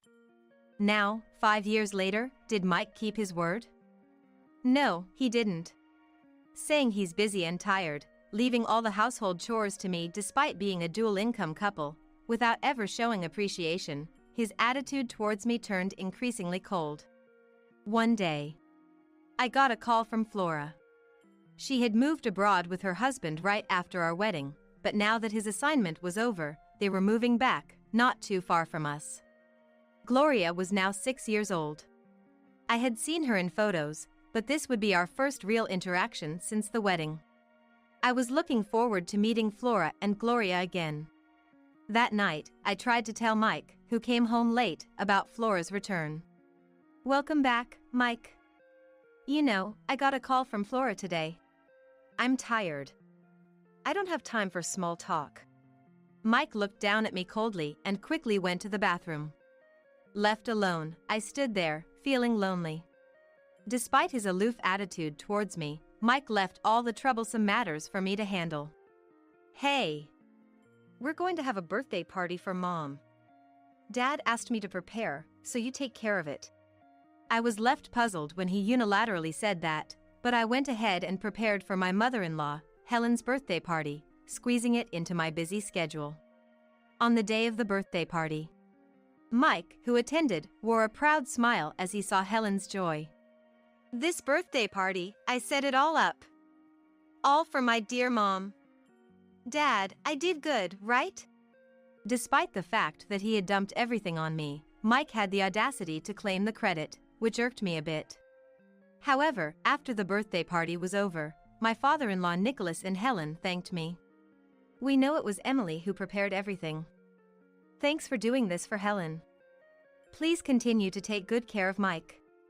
They were as kind to me as they had been since the day we got married. Despite my growing grievances with Mike, I was grateful for having met Nicholas and Helen. Sometime later, Mike's arrogant behavior only escalated. He wouldn't have a proper conversation with me, yet he always found something to complain about regarding the housework. One morning, an incident occurred. Hey, Emily! What were you thinking? Mike yelled at me, his face contorted with anger as I was getting ready to leave for work. What's wrong with you all of a sudden? You didn't polish my shoes. How am I supposed to go to work like this? Indeed, Mike had come home after I had gone to bed the previous night, so I hadn't polished his shoes. But, fed up with the mounting stress, I retorted. They're your shoes. Why don't you take care of them yourself? Stop expecting me to do everything. In the next moment, I felt a sharp pain on my cheek. It took a second to realize Mike had slapped me. Mike, did you just hit me? Shut up. There's nothing wrong with disciplining my wife. If you don't want this to happen, do your job as a wife properly. With that, Mike stormed out of the house. I was left clutching my cheek, collapsing onto the floor. He's hardly home, acts cold, and now violence. This is too much. That's when I began to question the meaning of my marriage to Mike. Yet, considering how happy our parents were when we married, and how kind Nicholas and Helen have been to me, I couldn't easily decide to divorce. One day, not long after she had returned from abroad, Flora asked, "Would you come to my daughter's Parents' Day?" Only 2 family members could attend, and Flora's husband couldn't make it because of work. I happily agreed, saying, "I'll be there." On the day of the Parents' Day, I went with Flora to Gloria's classroom. We waved back at Gloria, who was happily waving at us. Soon, the lesson started, and I watched from the back corner of the classroom. Then, a couple entered the classroom late. I was shocked when I glanced at them, because the dad was unmistakably Mike. He was there with a blonde woman, dressed flamboyantly, whispering and looking cozy as they started watching the class. I told Flora, and both of us, surprised, tried to stay out of sight from Mike for the time being. At that moment, I discreetly sent a message to someone. As the Parents' Day came to a close, the children started making their way over to their parents. Gloria ran over to Flora, and I bent down to ask her, "Do you know that man over there?" That's Irene's dad. I saw his picture at their house when we went over to play. Gloria had been abroad for so long that she didn't remember Mike's face since the wedding when she was 1. At that moment, I understood everything. So that's what it was. I will never forgive this. As Mike, the woman, and a child named Irene were about to leave the classroom, I blocked their path, forcing a smile in front of the child. "Hello. I hear Gloria has been getting along well with you. Thank you for that." Mike looked at me, his face freezing over. The woman casually replied, "Hello. Since the kids get along so well, let's all continue to be friendly, shall we? Family style." Huh. Beside the puzzled woman, Mike started to tremble. Then Flora said, "Since the 2 want to play together, we'll take Irene with us," and quickly whispered something to me as she was leaving.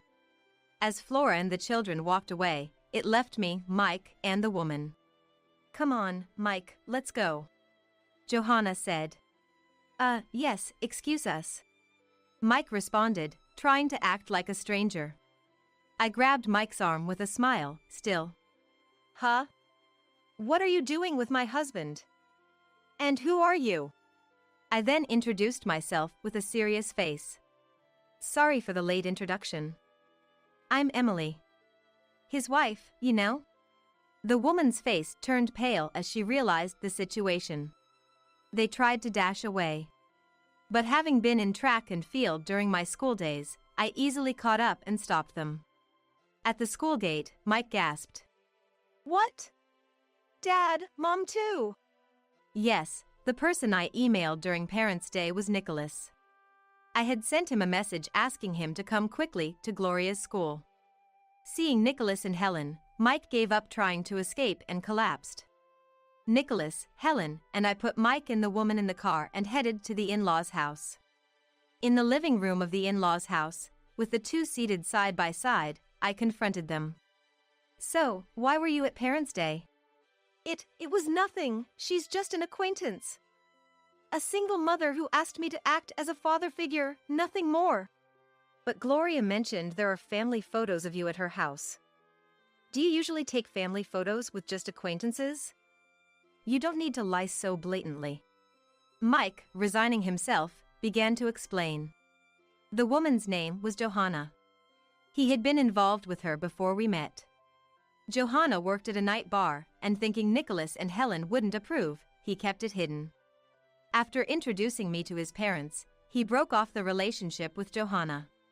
But right after we got engaged, Johanna contacted him saying, "I gave birth to your child." After seeing Irene, I couldn't help but go back to Johanna. I found her so adorable. That's when I asked something that had been bothering me. "You can't have children, right?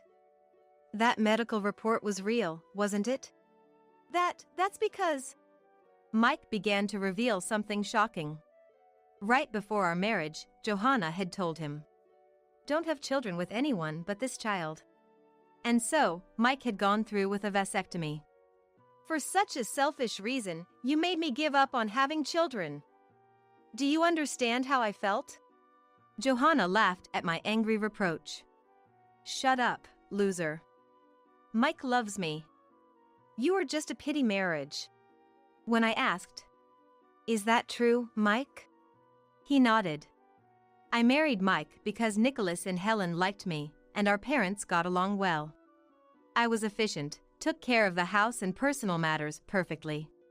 So he only ever saw me as a maid. So, a maid, huh? But now that it's out, there's no helping it. I'll divorce you. I have a woman I love and a lovely daughter. You're no longer needed. That's when Nicholas, who had been silent until now, spoke up. Did you forget why Emily's parents and we got along so well? Huh? The truth was, both our parents owned businesses and were in a cooperative relationship.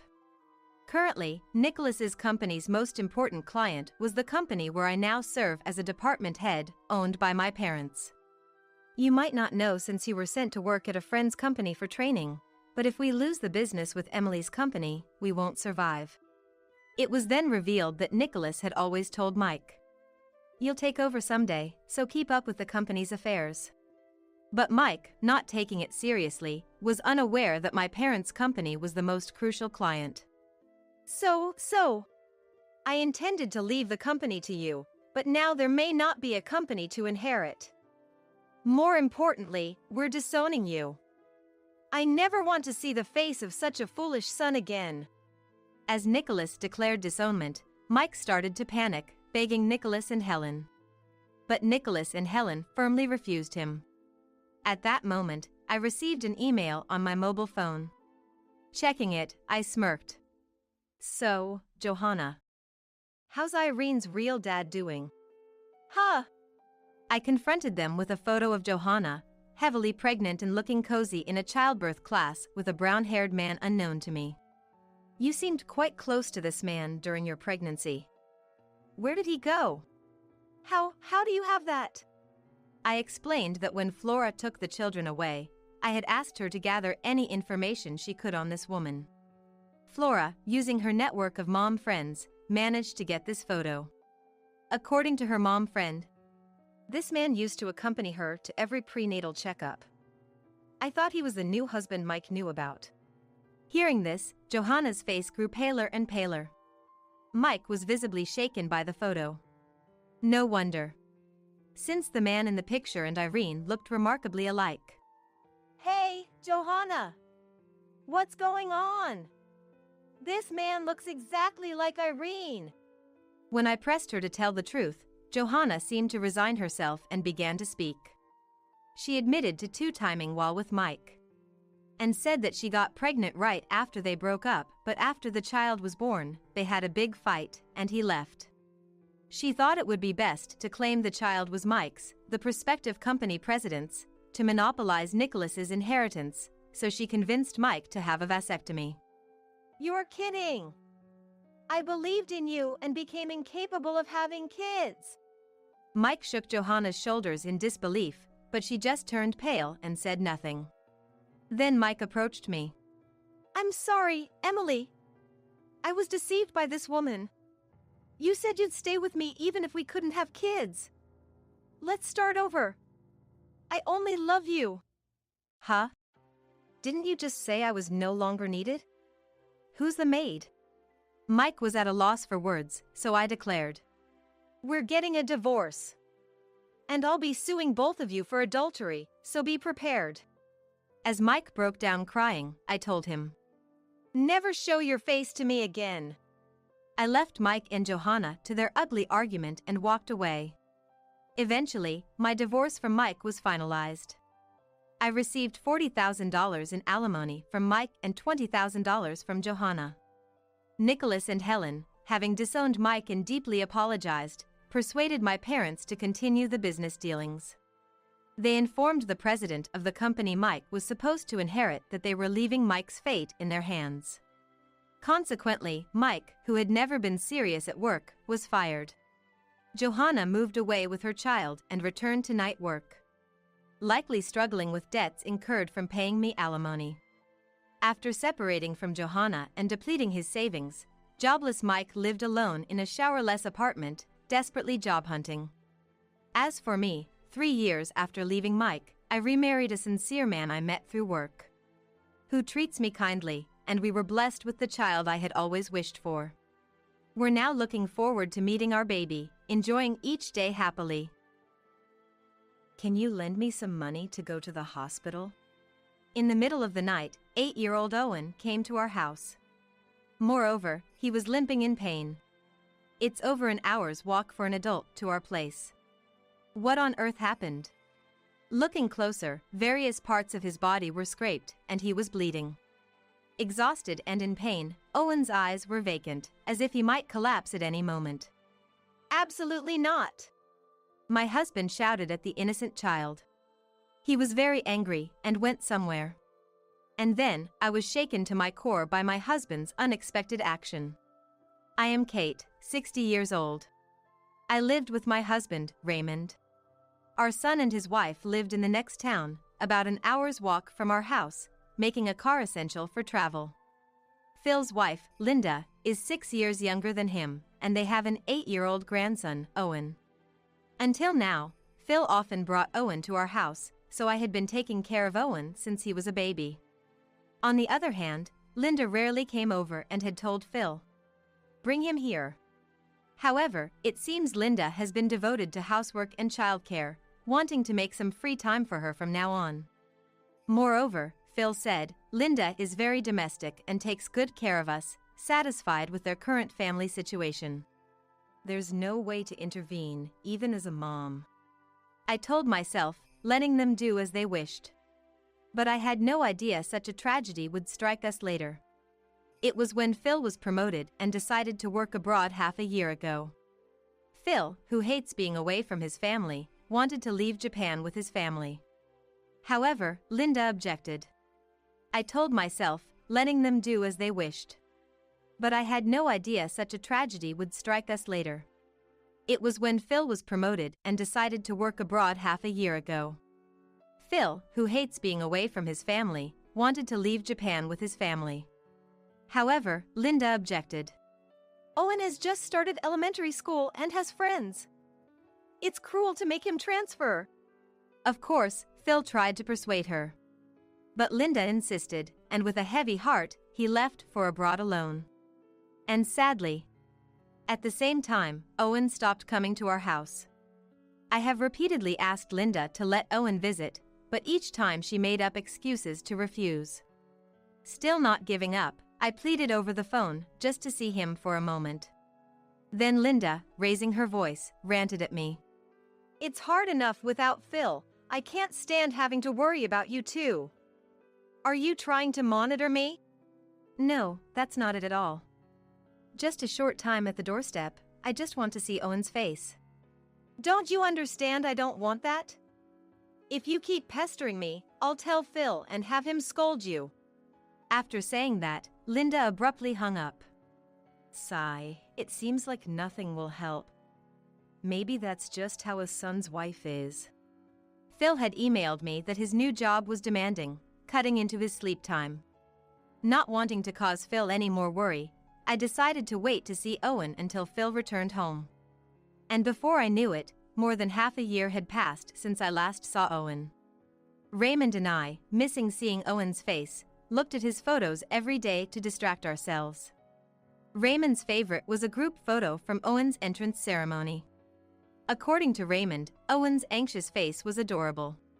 One evening, just as the clock struck 9 p.m., the sound of the house doorbell rang suddenly, so I opened the front door. Can you lend me some money to go to the hospital? What a surprise, 8-year-old Owen had come. What happened to you? My leg hurts, and I can't sleep at night, so I decided to go to the hospital myself. But this is all I have. When Owen slowly opened his palm, there were 3 dimes. Apparently, he had walked here, dragging his leg in pain, for over an hour. I fell on the way, said Owen, whose knees were scraped and bleeding. But no matter how much I thought about it, I couldn't understand. I decided to slowly listen to his story and invited Owen into the house for now. Then, at that moment, Raymond, who had been silent until then, suddenly spoke up. Absolutely not. What are you saying? Are you out of your mind? Owen is in so much trouble. Angry at Raymond's cold attitude, I grabbed his sweater with both hands and shook him. However, Raymond pulled my hands away with great force and, with a face like a demon, left the house without saying anything. It's because I came. I'm sorry. I'll go home now. Owen, completely shrunken, turned his back on me and reached for the doorknob. Owen, don't worry about Grandpa. I'll take you to the hospital myself, so no need to worry. I immediately called an ambulance and at the same time, I called Linda. But I couldn't get through to her, and my texts weren't even read. 20 minutes later, while all this was happening, the paramedics finally arrived. Owen was taken to a nearby hospital, and I accompanied him.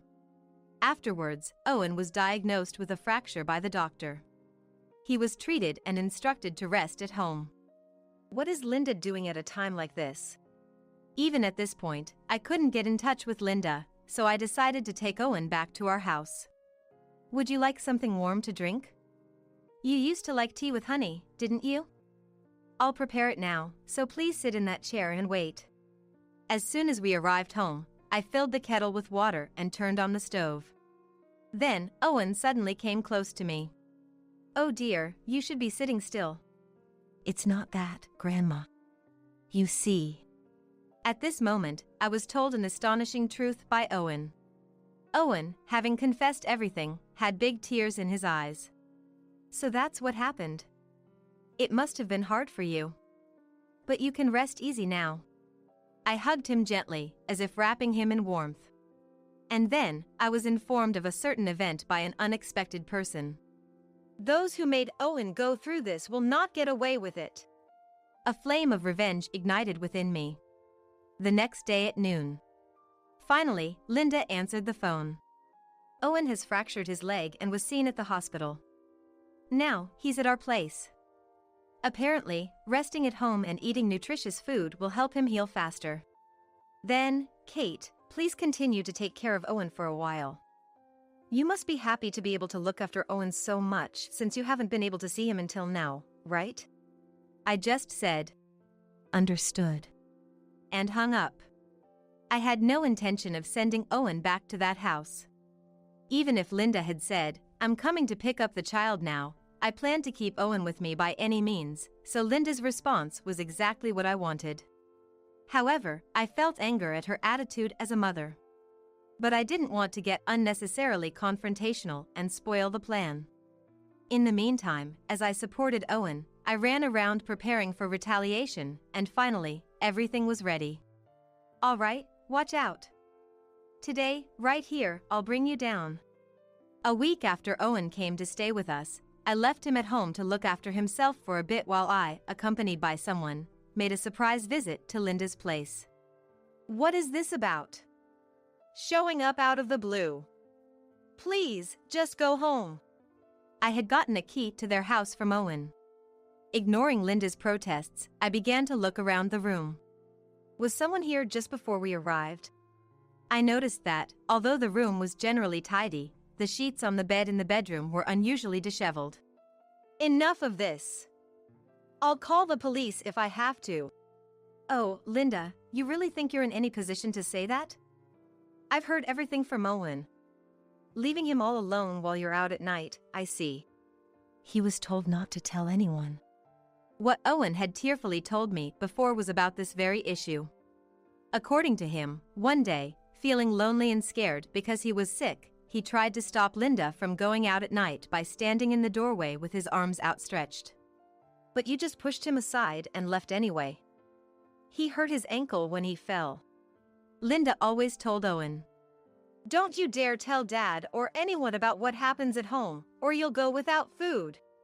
But that day, unable to bear the pain any longer, Owen thought, maybe Grandpa and Grandma can help somehow. So, relying on his memory, he limped all the way to our house.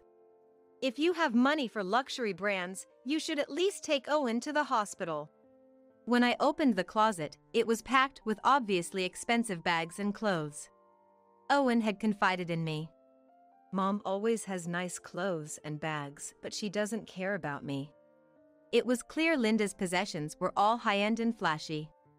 The loneliness without Phil, you're trying to fill it with shopping. That's also on your son, you know. Linda, veins throbbing with anger, pointed her finger at me. Then, suddenly, a low voice boomed from behind me. Shut up! I've seen the affair with my own eyes. The voice belonged unmistakably to Raymond. He had stormed Linda's home with me. That day Owen came to us seeking help.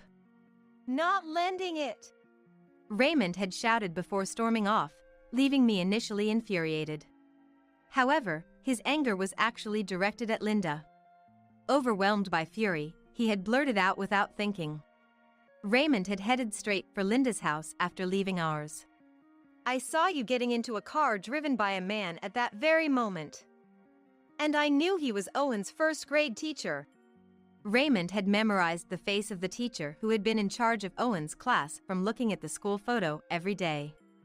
After Owen revealed the truth to us, we were informed about Linda's secret rendezvous with Owen's former teacher. I heard from the affair partner that you always dressed provocatively for parent-teacher meetings and aggressively flirted with him. I confronted the former teacher based on Raymond's testimony. The affair partner admitted that despite knowing it was wrong, he gave in to Linda's temptations when Owen moved to a different class. The former teacher expressed remorse and readily agreed to pay the compensation. He had already submitted his resignation and promised never to see Linda again, planning to return to his hometown. You stayed in Japan because you couldn't bear to part with him, under the guise of for the child's sake, didn't you? Well, that's... Linda faltered, caught off guard. I assumed that she hadn't taken Owen to the hospital after pushing him because she feared being discovered. And perhaps she thought Phil would cut her allowance if he found out, which is why she didn't take Owen to the hospital. Then, likely because I had accurately pinpointed the truth. Linda couldn't hide her agitation. However, after a brief pause, she defiantly claimed, If I beg Phil, he'll surely forgive me. Haha, he really loves me. Linda, enough is enough.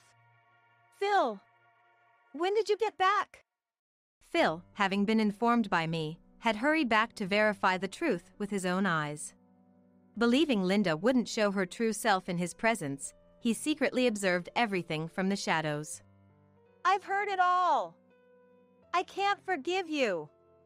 Your behavior towards Dad and Mom is too appalling. I want a divorce. Wait a minute. It was just a lapse in judgment. Plus, Owen is only 8. He needs his mom. I just visited Owen at the hospital, and he's made it clear he doesn't need a mom like you. Even after receiving such a decisive blow from Phil, Linda desperately begged for reconciliation. But Phil steadfastly refused. Linda then turned to me with a fierce look, baring her teeth. You've made him leave me because of your meddling. How do you plan to take responsibility for this? That's on you. Besides, I heard you've always seen Phil as nothing but an ATM. I had been sniffing around Linda, checking if she had any secrets by going through the wedding guest list and making calls. And I'll be sure to inform your parents about all of this, so be prepared. Stop! My dad hates dishonesty. If he finds out about this, I'll be disowned. Then who will take care of me? You're an adult. Why not work for yourself? No way! I've been living a comfortable housewife life on Phil's salary. I don't want to work now. It's too humiliating. Faced with Linda's selfishness, both Raymond and Phil were dumbfounded, speechless. You'd better experience some hardship and reflect on your actions. Can't you do something? I'm sorry. I really am remorseful. You're the only one I can turn to now. Finally, Linda begged for forgiveness through her tears. However, I simply looked at her coldly, without giving any response. Perhaps thinking she had no other options left. She started to cry out. I'm so sorry. Please help me. Right there and then. You know, Owen sought your help many times too. But you ignored all his pleas. Thinking only of yourself is really convenient, isn't it? Hearing my words, Linda broke down crying, but I was unmoved and threw her out of the house. After that, Phil and Linda's divorce was finalized, and Linda was ordered to pay $30,000 in alimony. We also claimed $10,000 from her affair partner, the former teacher. But Linda, having drained her savings, got a job at a night bar only to be fired soon after due to her selfish nature. Currently, she's juggling jobs in road construction and cleaning. Phil still has to work abroad but has promised to return home whenever possible to see Owen. Until Phil returns, we, as a couple, have taken it upon ourselves to care for Owen. Filling the gap of the time we couldn't see him, watching Owen grow has brought true happiness to Raymond and me. Living with a sick person? That's too depressing, no way. Just leave that dying Miel alone. Matthew threw those cold words at me when I expressed my desire to live with my mom, who was in the last stage of breast cancer. I wonder if she couldn't eat good food because she was poor. That's so sad. My Miel, who always disliked my mom, seemed almost pleased upon hearing about my mom's illness. I was shocked. Don't they have a heart? Years later, Miel was diagnosed with a terminal cancer as well. Matthew decided we should live with Miel without asking me, so to get back at him, I chose to leave the house. My name is Alicia, I'm 32. I married Matthew, a former colleague from work, 5 years ago. I wanted to keep working, but Matthew wanted me to focus on housekeeping, so I reluctantly became a housewife. We lived just the two of us, but Mael Samantha, who lived nearby, often came over. Samantha, who was born and raised in a wealthy family, had a different set of values, but we got along reasonably well. The only concern was the bad relationship between my mom, Natalie, and Samantha. My mom grew up in a fatherless household and was forced to live in poverty. Maybe that's why she took good care of things and didn't indulge in luxuries. However, Samantha was extravagant and bragged about being wealthy more than necessary. The pre-wedding family meeting took place in a hotel near the in-laws' house.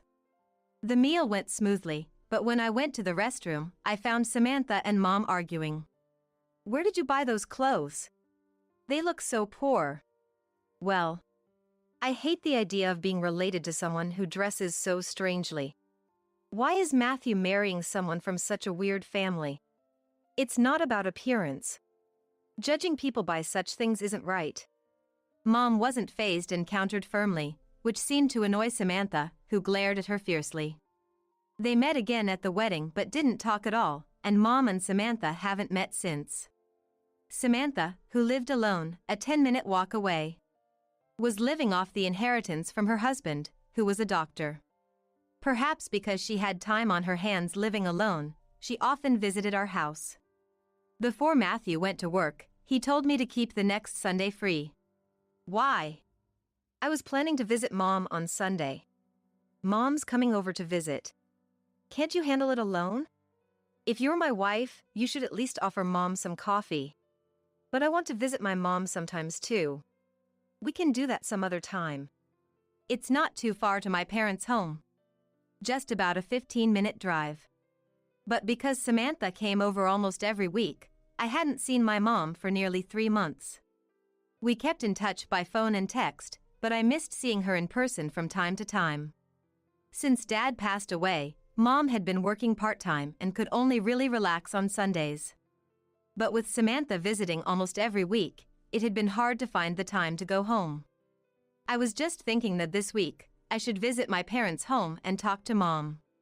That's when I got a call from an unknown number on my mobile phone. It's XX Hospital. Your mom collapsed at work and was brought here. I panicked at the sudden news. I rushed out of the house and headed to the hospital, where I found my mom lying down. The doctor invited me into the examination room to talk. Your mom has breast cancer. Breast cancer? Can it be cured? Unfortunately, the cancer has spread. It's unlikely to be completely cured. How sad. I couldn't help but tear up at the doctor's words. I never imagined my mom could have cancer. I still haven't been able to repay her for everything. What am I going to do now? I was filled with anxiety. The treatment will be tough and the chances of a complete recovery are slim. We recommend palliative care to make her as comfortable as possible. The doctor's kind words helped me regain some composure, and I returned to the ward. Mom looked much thinner than the last time I saw her. I couldn't help but think that if I had visited Mom sooner, I might have noticed earlier. But it's too late for regrets. I told Mom I wanted to live with her and take care of her at home. She smiled happily at my decision.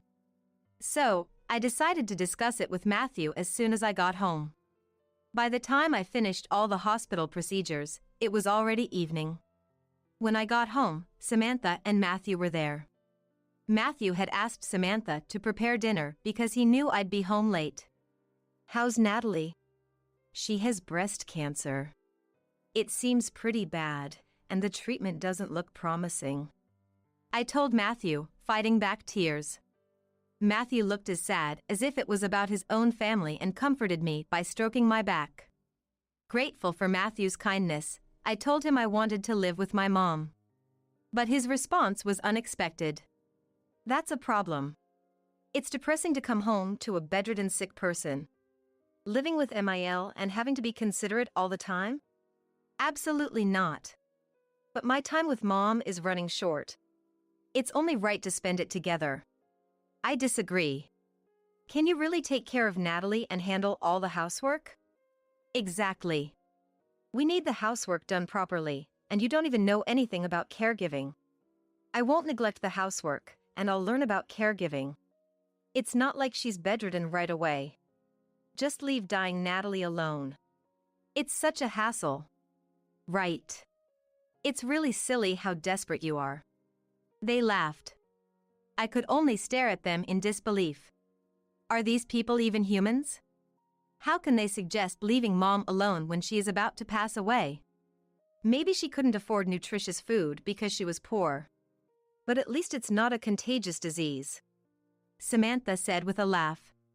I glared at her, burning with anger. Then, Samantha looked at me and smirked. What's with that look? If you don't like it, just leave.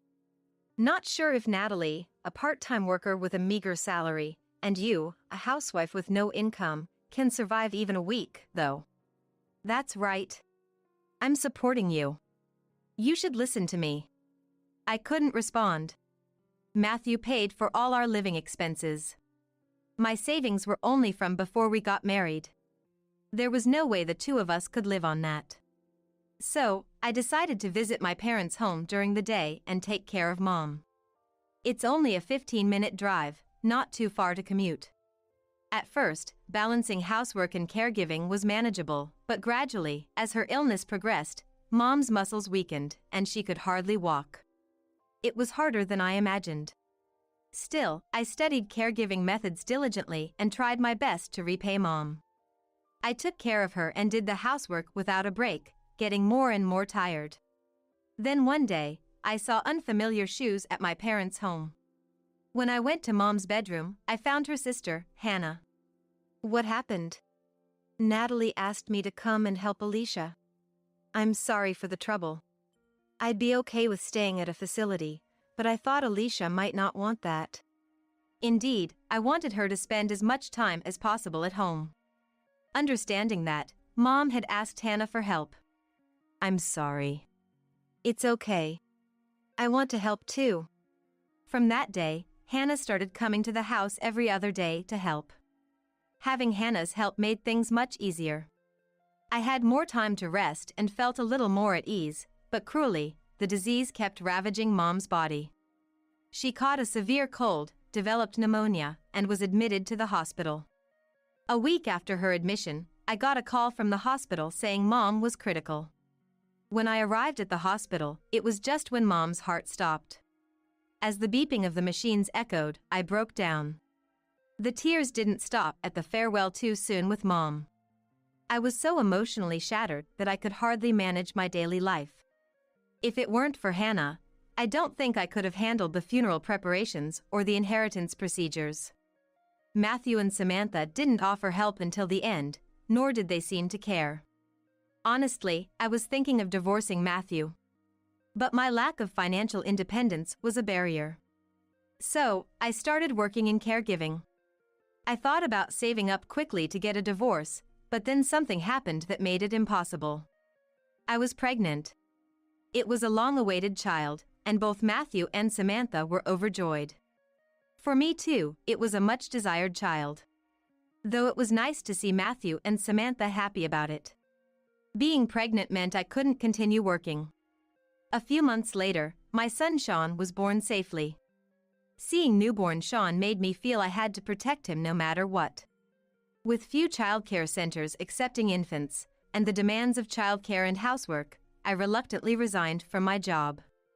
I lost my chance to divorce, and about 5 years passed. I started working in caregiving again when Sean began attending preschool. I worked only while Sean was at preschool, juggling housework and childcare at home. One day, Matthew came home early on his day off with a somber look. It was much earlier than his usual return time. Usually, he'd spend his days off golfing with friends or going to the movies, not returning until the evening. But today, it was only 3 p.m. Dad, you're home early. Sean greeted him happily, but Matthew didn't respond. We need to have a serious talk, so Sean, please go to your room.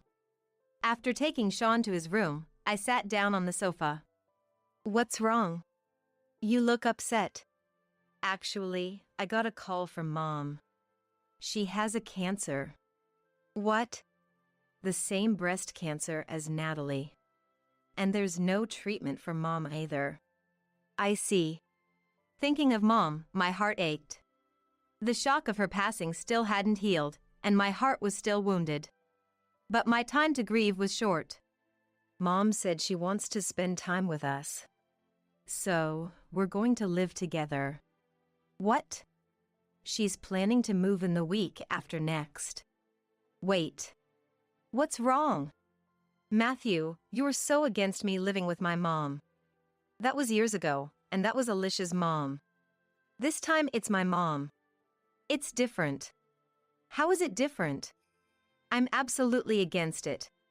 What are you talking about? Can't you, as a wife, take care of your MIL? You married me. It's only natural to treat my mom the same as your mom. Matthew countered with an argument that made no sense. I'm sorry, but I won't be taking care of Samantha.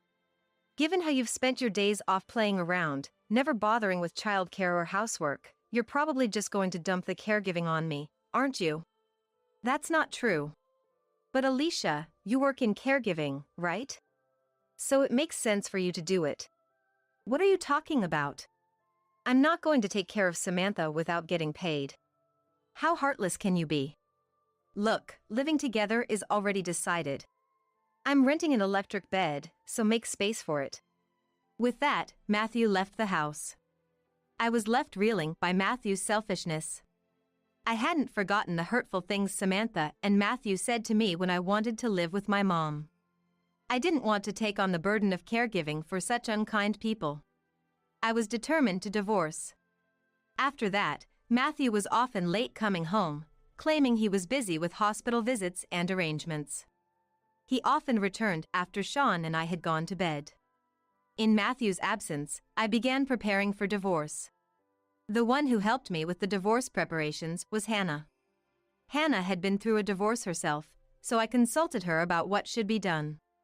She not only shared her own experiences but also provided useful information I hadn't even thought of.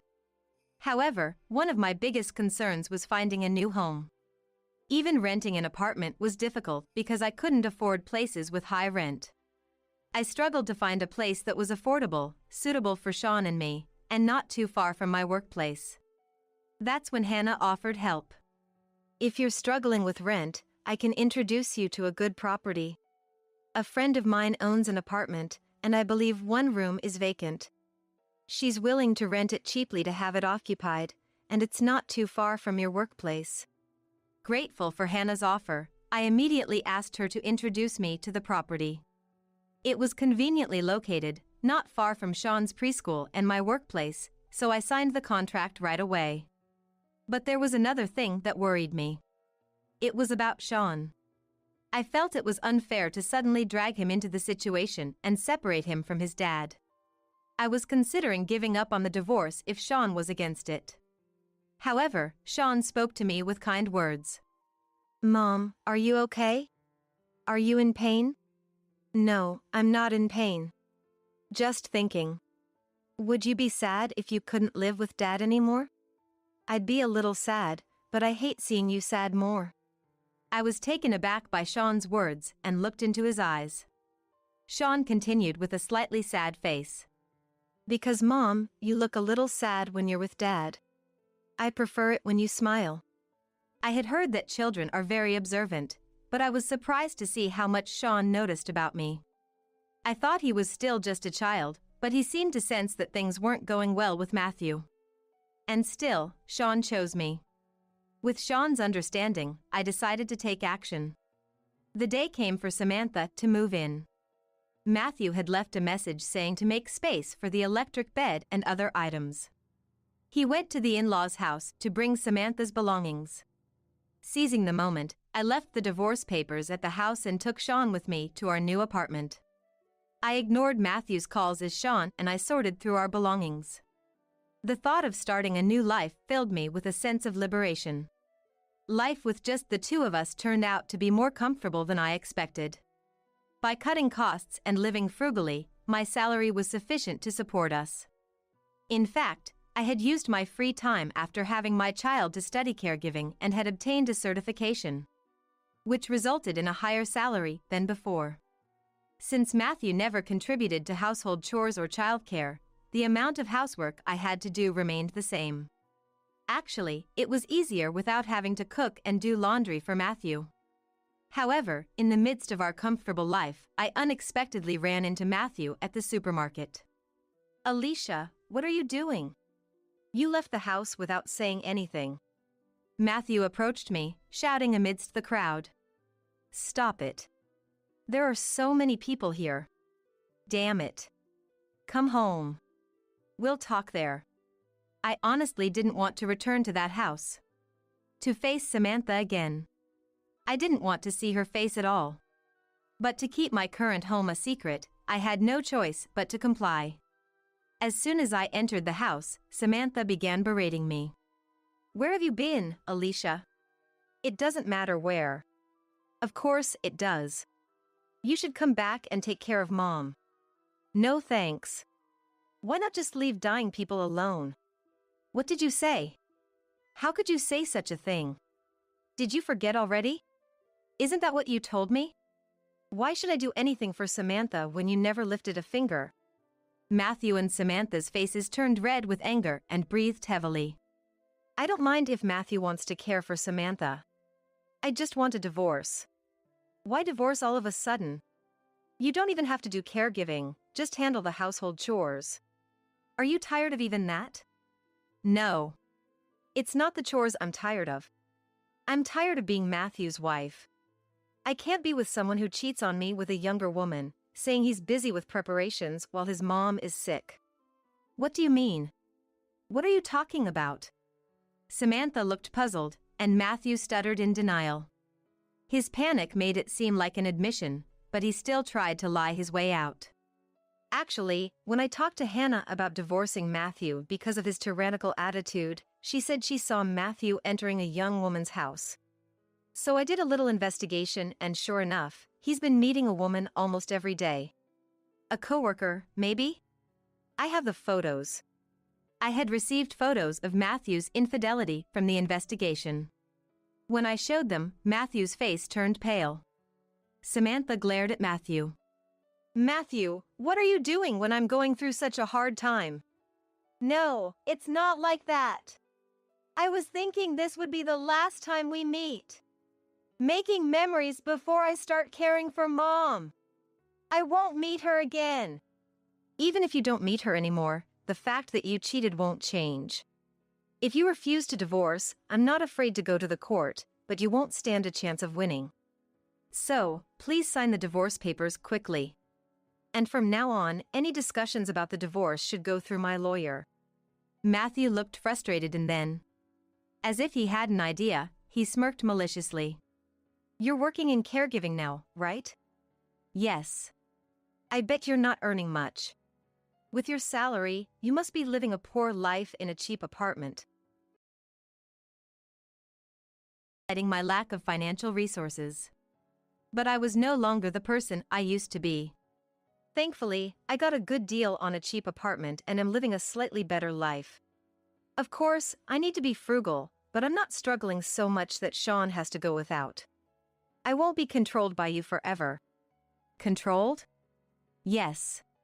You wanted to keep me from earning money by dumping all the housework on me, making me think I couldn't live without you. But I can live without you. When I spoke my mind, Matthew's face twisted in frustration. Fine, I'll divorce you. But don't come crying when you run out of money. Life will only get tougher when Sean starts advancing in school. Just wait, you'll suffer. Matthew signed the divorce papers on the spot. I took them and stood up. Thank you. Now we're strangers. Good luck with Samantha's care. Oh, and about the compensation from the divorce trial, my lawyer will handle it. With those words, I left the house. It was half a year later. Not at the supermarket where I had previously met Matthew, but at a different one, I saw Matthew standing at the entrance. And when he saw me, he hurriedly approached. I'm glad to find you.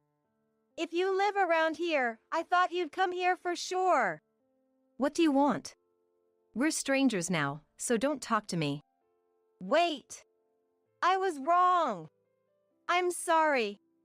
Please come back. It seemed Matthew didn't know my apartment or workplace and had been waiting for me at local supermarkets, hoping to run into me.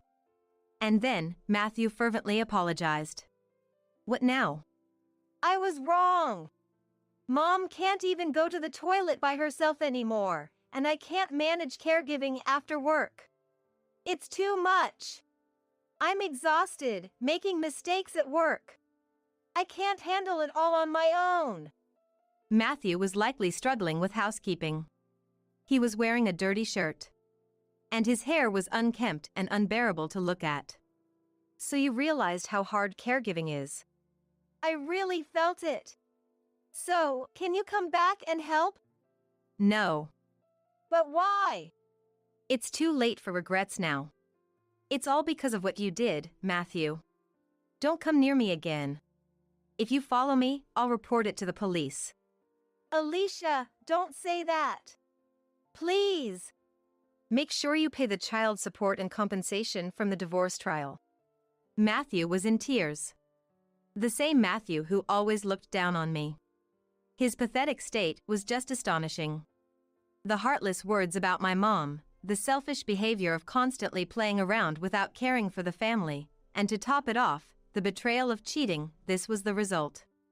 There was no other way to put it but as a consequence of his own actions. Afterward, Matthew apparently pressured his affair partner into marriage, but was, of course, rejected. It seemed she reported him to their superiors, leading to a sexual harassment case, and he was transferred. Came from former colleagues at the company where we both worked before getting married. Having several acquaintances there, I naturally received updates. Balancing caregiving and work became too much for him, his performance dropped, and with the transfer, his salary significantly decreased. With the reduced income and obligations to pay the child support and compensation from the divorce, he's apparently in a situation where he can't afford a helper or caregiving services. He's desperately trying to provide care, but he's at his limit both mentally and physically, unable to focus at work, making frequent mistakes, and spiraling down. A former colleague mentioned that if the mistakes continue, he might even be fired. It's unfortunate, but it's no longer my concern. I'm living a peaceful life in the apartment Hannah introduced to me. Balancing housework and my job is challenging, but with Sean and Hannah's support, we're managing. It's a pity I couldn't show Sean to Mom, but I like to think she's watching over us as I do my best for Sean's sake.